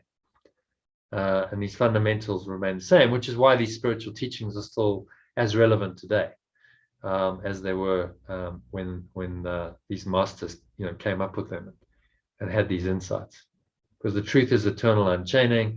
And then, this takes us into this first paragraph. Confusion of miracle impulses, physical impulses, is a major perceptual distortion. So don't get confused. See the physical impulses for what they are, and be willing to let them go and find real pleasure in doing God's will. What does that mean? It means just merging your awareness with your true awareness, being in that pure formless awareness that is your true self. And don't deceive yourself that you can relate in peace with anything external. If you've got these cravings going on, that's not going to bring you peace in your relationships, in your life. Okay, so a little bit. I just wanted to go into it. So this is really speaking to this pleasure principle and saying, actually, there's another way. Letting go of the desire for pleasure and craving opens you up to the awareness of your true self, which is a deeper pleasure. Okay, so any questions on that so far? Let's read number 2, shall we? Kim, read number 2 for us.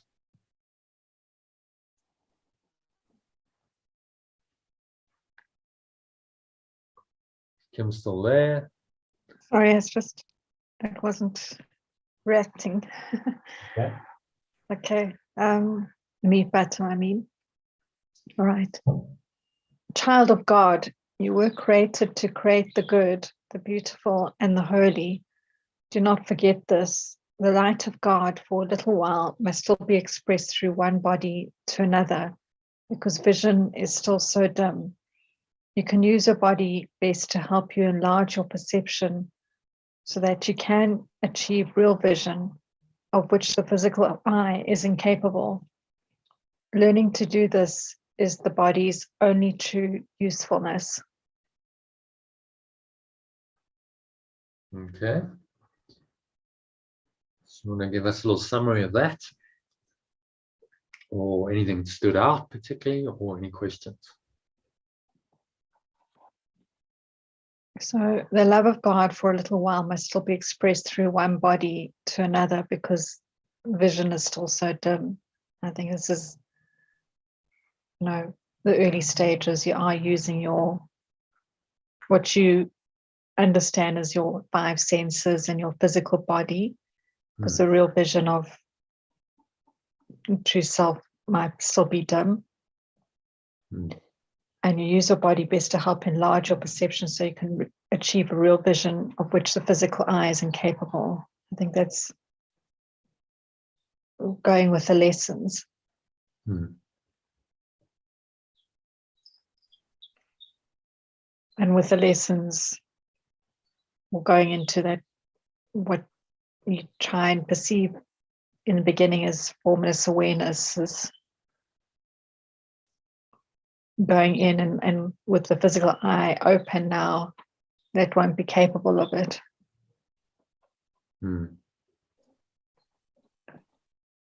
But using correcting our perceptions, which are related to the senses, and so this helps us to enlarge our perception. So we achieve real vision, which is coming from our source. So this pure formless awareness now just reinterprets everything we see, and this is the best use of our body, is to change our perception, enlarge our perception, and vision then is an intermediate step to revelation, the revelation that we are one with this awareness. This is who we are, but it starts with correction of perception.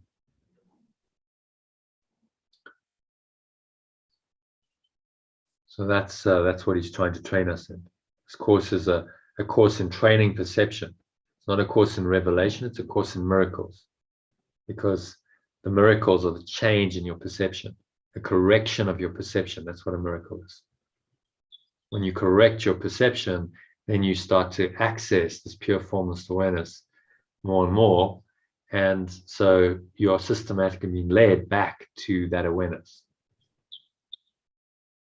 But you're starting in the domain of perception and the world, because where else, you know, that's where we think we are. So he's got to meet us where we are and say, well, it's where you think you are. Actually, your physical eye is incapable of real vision. But let's start with correcting your perception. So starting to transform your interpretation of your sense perceptions. That's what correction of perception means. To expand your awareness, connect you more and more with pure formless awareness, and systematically lead you back to only that awareness. So ultimately, you are that awareness. That awareness is you. There's no separation. There's no difference. And once you achieve that state, there is no need for the physical body anymore, because you know who you are. You're not confused anymore. And this is the body's only true usefulness, to be useful in facilitating this transformation of your perception.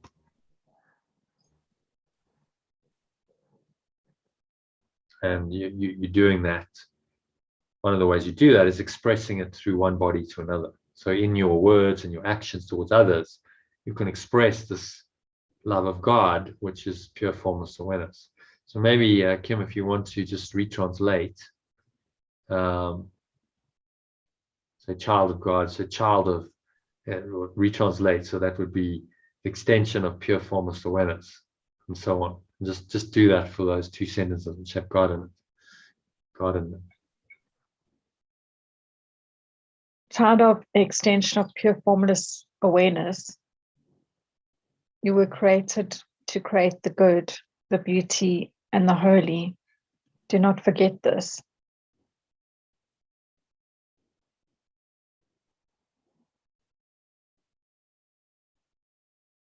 Yeah, and then the love of. Sorry, I thought you said the first two sentences. Sorry, yeah, there's three actually. Sorry. Okay. The love of pure formless awareness. The love of pure formless awareness for a little while must still be expressed through one body to another, because the vision is still so dim. So the idea that it's this pure formless awareness that's now expressing itself through the body, fundamental awareness, but expressing through the body, is how we learn it, is how we connect more and more with it. So we're that extension, we've forgotten it. Now, you know, as we correct our perceptions, and more we draw on that pure formless awareness to guide our perceptions, all of our thoughts and our words and our actions, we come back into a state of knowing that only that pure formless awareness is true. And so we return to God. So is that clarified a bit? I mean, it makes complete sense when you look at it this way. You know, just change your perception, and you must be perceiving now from pure formless awareness. The more you do that, the more you acknowledging it. This pure formless awareness is it's true, and it just leads you back there. It's inevitable that you just go back into your mind, into that pure formless awareness, and away from the domain of sense perceptions and all the interpretations and so on that go with that. And so you return to God. So your awareness becomes that awareness, and in the end, that's all that it is, and all the other things are just let go of. Okay, so any questions on that? Shall we move on to number 3? Yeah. So we will read. Is Lauren back with us? Let's see if Lauren's still asleep. Try again. Okay, no, Lauren's gone AWOL. So Katie, do you want to read number 3 for us?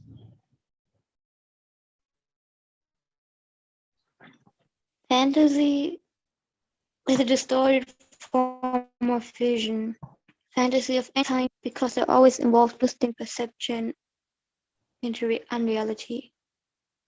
Action that stems from distortions are literally the reactions of those who know not what they do. Fantasy is an attempt to control reality according to false needs. Twist reality in any way, and you're perceiving destructively. Fantasies are a means of making false associations and attempting to obtain pleasure from them. But although you can perceive false associations, you can never make them real except to yourself. You believe in what you make. If you offer miracles, you will be equally strong in your belief in them. The strength of your conviction will then sustain the belief of the miracle receiver. Fantasies become totally unnecessary as the whole satisfying nature of reality. Fantasies become totally unnecessary as the wholly satisfying nature of reality becomes apparent to both giver and receiver. Reality is lost through usurpation, which produces tyranny. As long as a single slave remains to walk the earth, your release is not complete. Complete restoration of the sonship is the only goal of the miracle-minded. Okay, so can you give us a little summary of that? It's quite a long paragraph, but just in essence, what is it saying to you? To me,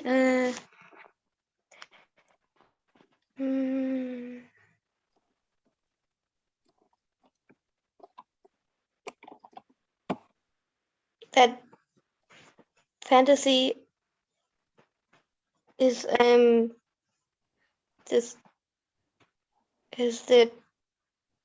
twisted form of reality, Mm-hmm. and it's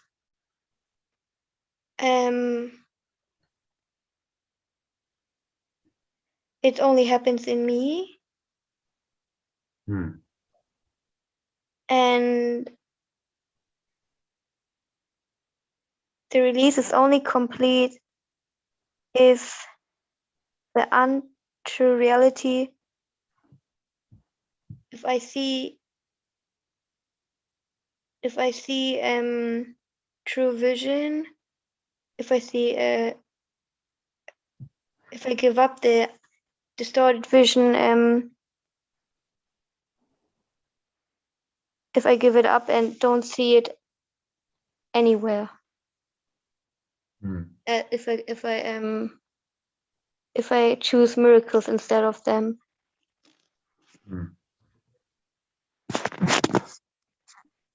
Miracle is just a letting go of the distortion, a correction. And what he's saying about fantasy is so true. Like we create these, we make these things up. We say, well, this is going to give me pleasure, and we make these false associations. This is how addictions work. We desire something, we think it's going to bring us pleasure. If we have that, whatever it may be, substance, food, shopping, sex, drugs, rock and roll, whatever, we make these up and we go, that is going to bring me pleasure. We make a false association in our mind, which is saying it's total fantasy, and then we attempt to obtain pleasure from it. And temporarily, you see, the ego, because we've got these sense perceptions going on and a whole biochemistry in the body, temporarily we get a little rush, we get a little fix. We go, oh, that felt quite good, but it's very short-lived. And so then we want to do it again. And that just reinforces the fantasy and the distortion. And so he's saying, we must become aware of these things, these false associations, and instead offer miracles. The miracle is simply the correction in your perception to say, actually, there's no real pleasure at all in this fantasy. It's just a delusion. I'm falsely giving it a meaning it doesn't have. And the fantasy becomes totally unnecessary as the wholly satisfying nature of reality becomes apparent to both giver and receiver. So if I have everything, if I have all this, we talked about these qualities, peace and calmness and acceptance and gratitude and the lightheartedness, we have all of this, then why am I looking to fantasies for some kind of satisfaction? Doesn't make any sense. Reality is lost through usurpation. So this is how the ego works. It usurps this true awareness. It usurps or covers over true formless awareness, and now it produces tyranny. So anyone who's addicted to the world, to this pleasure seeking, The ego is governing them. They are under the control of this tyrannical mindset that's saying, do that, go do that, and you'll find satisfaction there. And it's like a compulsion. Addiction is a compulsion. So you're not free, as he's saying. And if you're craving and you're desiring, you're a slave. The release, as long as a single slave remains to walk the earth, your release is not complete. Complete restoration of the sonship is the only goal of the miracle-minded. So it's this complete restoration of the sonship, in other words, the extension of love to itself, that we start to recognize that we are just that love, or that pure formless awareness. And this is the only goal, that every single mind comes into that awareness. Okay, the only goal of the miracle-minded. And that becomes a single guiding principle, rather than seeking pleasure, rather than the pleasure principle, the truth principle becomes your guide. So those are the alternatives. Seek pleasure, avoid pain. That's the ego's script. Or seek only the truth. And then pleasure seeking just becomes ridiculous. It's like, I can't believe I ever thought that was going to work. But what I see, I mean, from my own observation, so I've got siblings who are not on a spiritual path at all, and they both seek pleasure. Their lives are designed around seeking pleasure, short-term gratification. And you observe that, and you see that isn't really making them happy at all. It's just, seeking more pleasure, or another dinner, another whatever, whatever sensory pleasure, another trip away, and there isn't any real happiness or satisfaction. It's just like seeking for an external experience, and not really adding any value. If you're seeking pleasure, you don't seek to add value to other people and help them. It's just about me. What can I get for myself? And how can you ever be happy or fulfilled if you do that? You can't. So you do observe this. You probably know people in your life as well. You can see these patterns, and you just see that it's really not working and it's not functional. And yet they will continue as long as you're not going within and trying to find something else. Well, that's what the ego offers you. So to them it makes sense, because they've denied this deeper self, this true reality. And so then what are you left with? Seeking pleasure and avoiding pain. That's what your life becomes dedicated to, which is a very shallow, superficial way of being. Okay, so number 4. Any questions on number 3? Number 4. So Marlene, will you read that for us, please?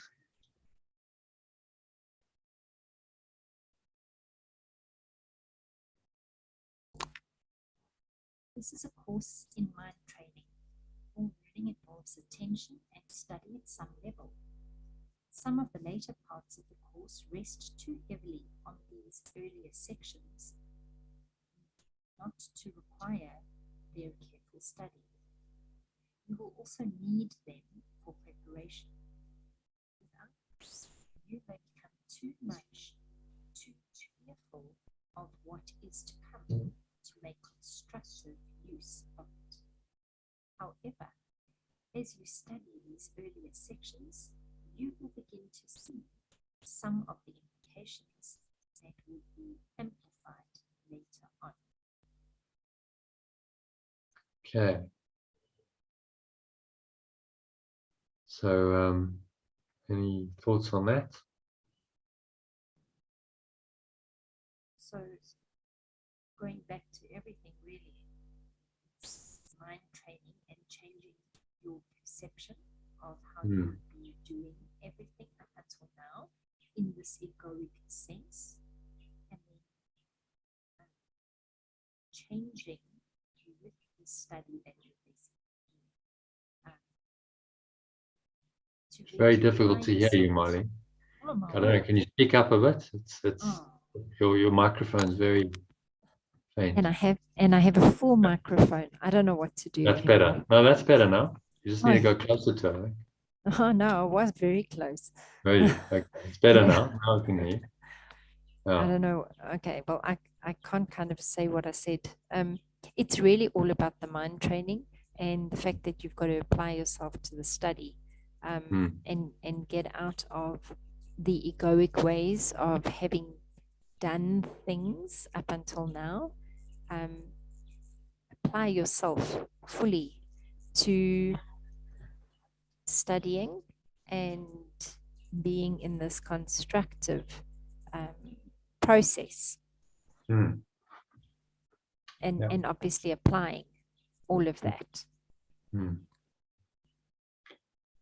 Yeah, so it's kind of quite similar to what we just read with the workbook introduction. This is some instruction, and right, this is a course in mind training, and you must study.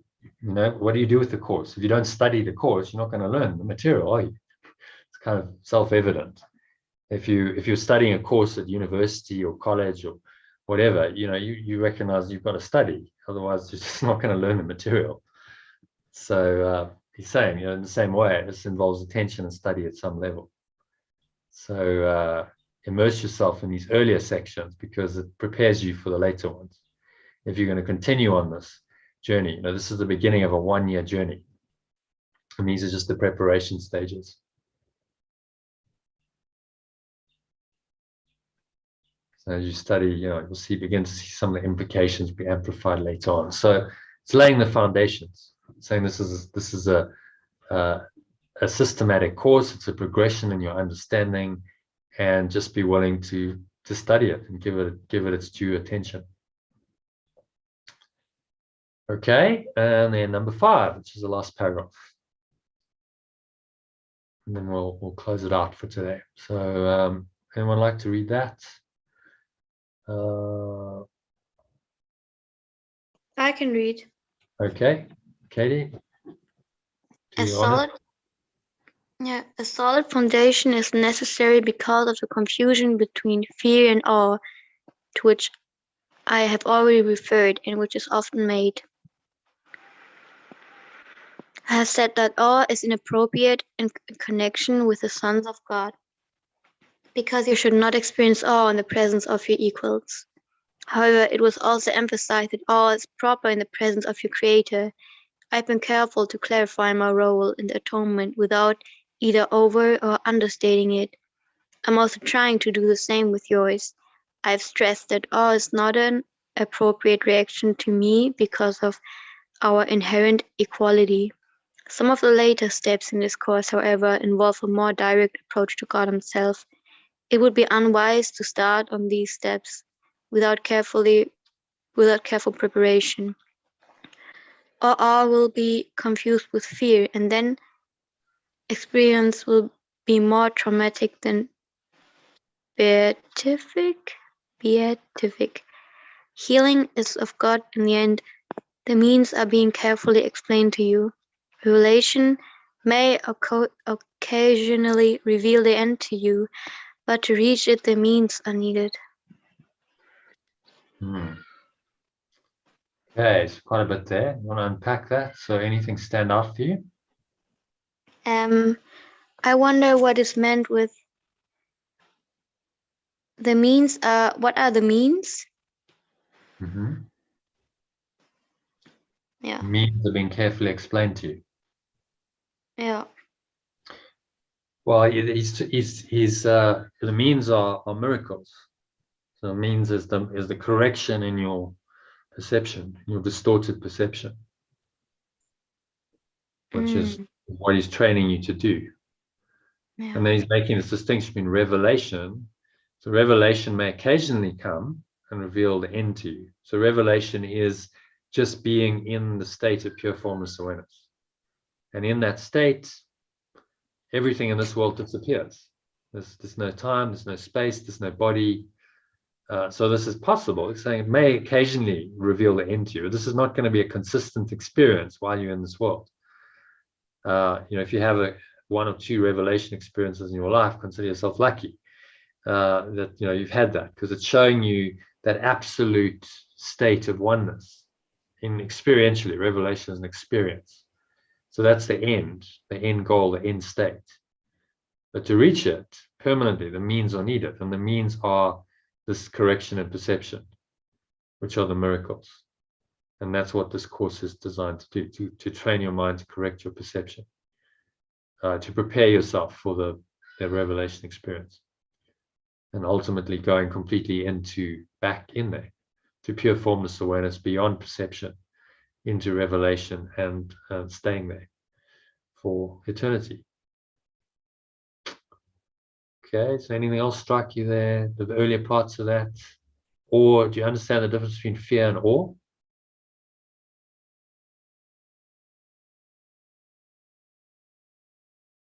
Yeah, fear. Fear means for me that I say there is something. Jesus is like something different from me, or yeah, and Yeah, I mean, interesting, because you mentioned equality, and so now we're closing it out on that, saying you should not experience awe in the presence of your equals. So what he's saying is, he's equal to us. He's a son of God as much as we are. So it's inappropriate to have awe with Jesus, because he's on the same level. He's as we are. that's The beautiful. Creator. Yeah, exactly. But the Creator, in the presence of our Creator, always proper. So this is when you really connect with the source, this pure formless awareness. It's not fear. Like, how can you fear that? It's not the fear of God. It's actually the awe of God. It's like, whoa, wow, that's just so mind-blowingly amazing that this presence is in me, and I am that presence, and it's giving me everything. It's giving me all the qualities that we discussed: patience and calm and gratitude and lightheartedness and acceptance. All of that is in there. Wow, I mean, that's just an awesome experience. So when people say, well, I'm God-fearing, it's a misunderstanding, right? It should be God acknowledging. I acknowledge that presence, and it's an awesome presence. But it's not fearful. So as he says, there's this confusion between fear and awe. Then clarifies awe is inappropriate in connection with sons of God, so it's not an appropriate reaction to me. And he's saying, don't worship me. Too many people put Jesus on a pedestal, and they say, well, somehow he's the only son of God. He's superior to us. No, he's not. He's exactly the same as us. That was his whole message. And he said, I am the way, the truth, and the life. The only way to the Father is through me. What he meant was, follow my way. There's only one way to go back to God, and that's to let go of your ego. That's to forgive. So I'm just a way shower in that. So he wasn't saying worship me. He was saying follow me, follow my way. I'm just an example. So I'm careful to clarify my role in it, one without over understating it. Or maybe if you want to, Katie, just read those sentences of the garden again, and just retranslate. It might make it more meaningful. What should I just read section 5 again? And what should I do? So I've said that awe is, when you're reading the ones with God in them, so I've said that awe is inappropriate in connection with instead of the sons of God, you translate that into our alternative. So it's inappropriate in connection with the extensions of love or pure formless awareness. A solid foundation is necessary. Do you want me to start there? Just start from number 2. I've said that awe is inappropriate, and then I said that awe is inappropriate in connection with the extension of pure formless awareness, because you shouldn't experience awe in the presence of your equals. However, it was also emphasized that awe is proper in the presence of your Creator. Or your source. Translate Source. source. How it was also emphasized that awe is proper in the presence of your source. I've been careful to clarify my role in the atonement with either over or understating it. I'm also So trying to. instead of atonement, say atonement. I've been careful to clarify my role in the atonement without either over or understating it. I'm also trying to do the same with yours. I've stressed that awe is not an appropriate reaction to me because of our inherent equality. Some of the later steps in this course, however, involve a more direct approach to pure formless awareness itself. It would be unwise to start of these steps without careful preparation, or all will be confused with fear, and the experience will be more traumatic than beatific. Healing is of pure formless awareness in the end. The means are being carefully explained to you. Revelation may occasionally reveal the end to you, but to reach it, the means are needed. Wow, that's beautiful. So if you do the translation, does it just kind of it makes it maybe a little bit clearer, which is why we do it. So it's just pure formless awareness, and all of it's just leading you back to that. It's your own awareness. Revelation is simply when you're in that awareness completely. There's no other awareness. So that's the end. But while you're here in the domain of time and space and you have perception, then the means are correction of your perception, which is what the workbook is designed to do. Well, the text working in conjunction with the workbook is designed to do. So it's a nice lesson, the nice section, the text that kind of connects in with the introduction to the workbook, I thought. Okay, so any other thoughts on that paragraph or on the whole section? Can you summarize it in a minute for us? What's the key takeaway of this? What is he? No, I can't. You can't. No, I can't. Give it a try. Just a brief summary. Okay, then give me a minute to read it in German. Okay. Chapter. How was it called? Distortions. Let's ask if anyone else would like to try. Yeah, please. I'll let you talk. Let's try Kim. Kim, can you give us like a 1 minute summary of the whole?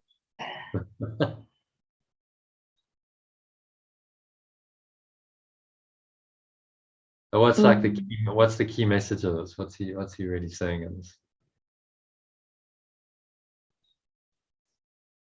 Shall I do it? I'll summarize it. So it's what he's really saying is that we need to let go of our fantasies, stop making false associations to the external world and thinking that we derive pleasure from it, because it doesn't really work. We need to let go of that and come back into an awareness of this deeper self, who we really are. That's the source of all real pleasure. And this course is just training our minds to do that, to systematically and progressively undo these false associations the ego has made with the external world that we think is going to bring us pleasure, and go within and recognize that actually within is everything we need, and find this presence of our source and creator that's beyond anything that the ego can offer us in the external world. And that will lead us back to our source, back to the state of, and we may occasionally have revelations that reveal the end to us. But the means of this correction of our perception are needed in order to do this. And that's why it's a Course in Miracles and not a Course in Revelation or a Course in Love. Because the miracles are the correction of our perception. Okay, so I think that's... Sorry? Very good summary, Jono. I helped you out there.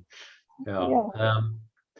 So, I'll let you talk this time, but try and, if you can do this, if you can summarize the whole thing, then it means you've got an understanding, like a holistic understanding of what he's saying.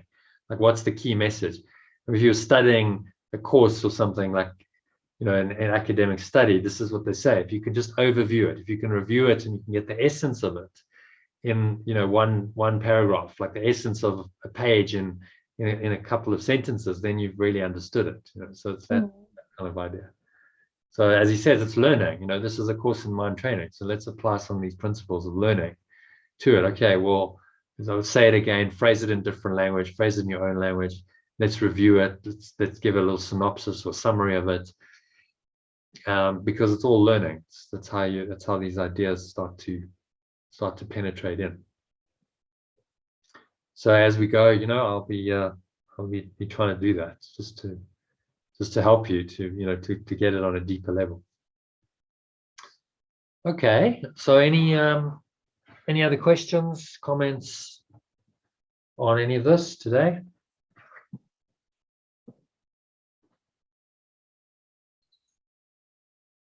All good?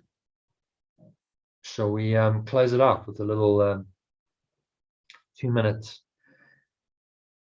meditation on love and gratitude, I think. We'll just do some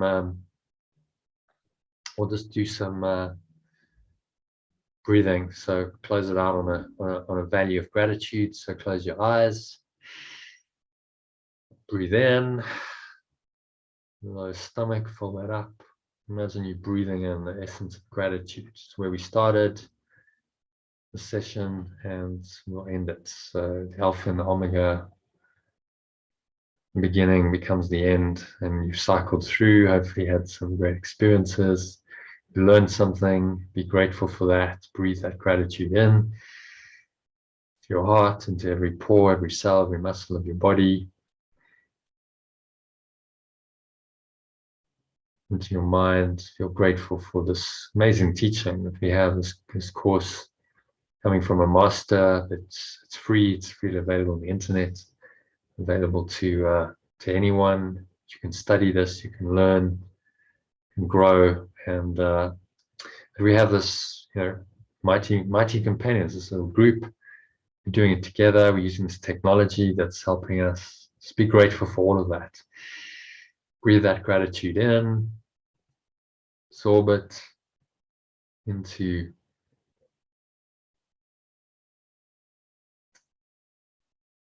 the essence of your being. And you're going to carry this gratitude with you for the rest of the evening and on into the rest of the week. So it is said, so it is done. And as you exhale, just extend gratitude outwards. So that gratitude, you can see everything through the eyes of gratitude, even seemingly difficult and negative things in this world.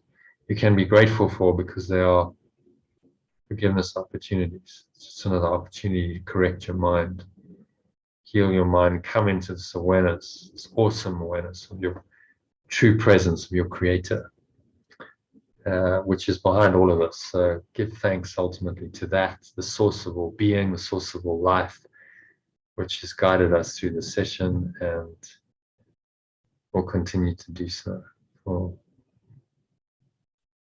the rest of this day and the week ahead. So it is said, so it is done. So when you're ready, open your eyes and just thank everyone. Thank you everyone for joining. Sessions wouldn't happen without you. Appreciate your presence. Thank you for doing the course, and wish you good practicing and much peace, and hope to see you in the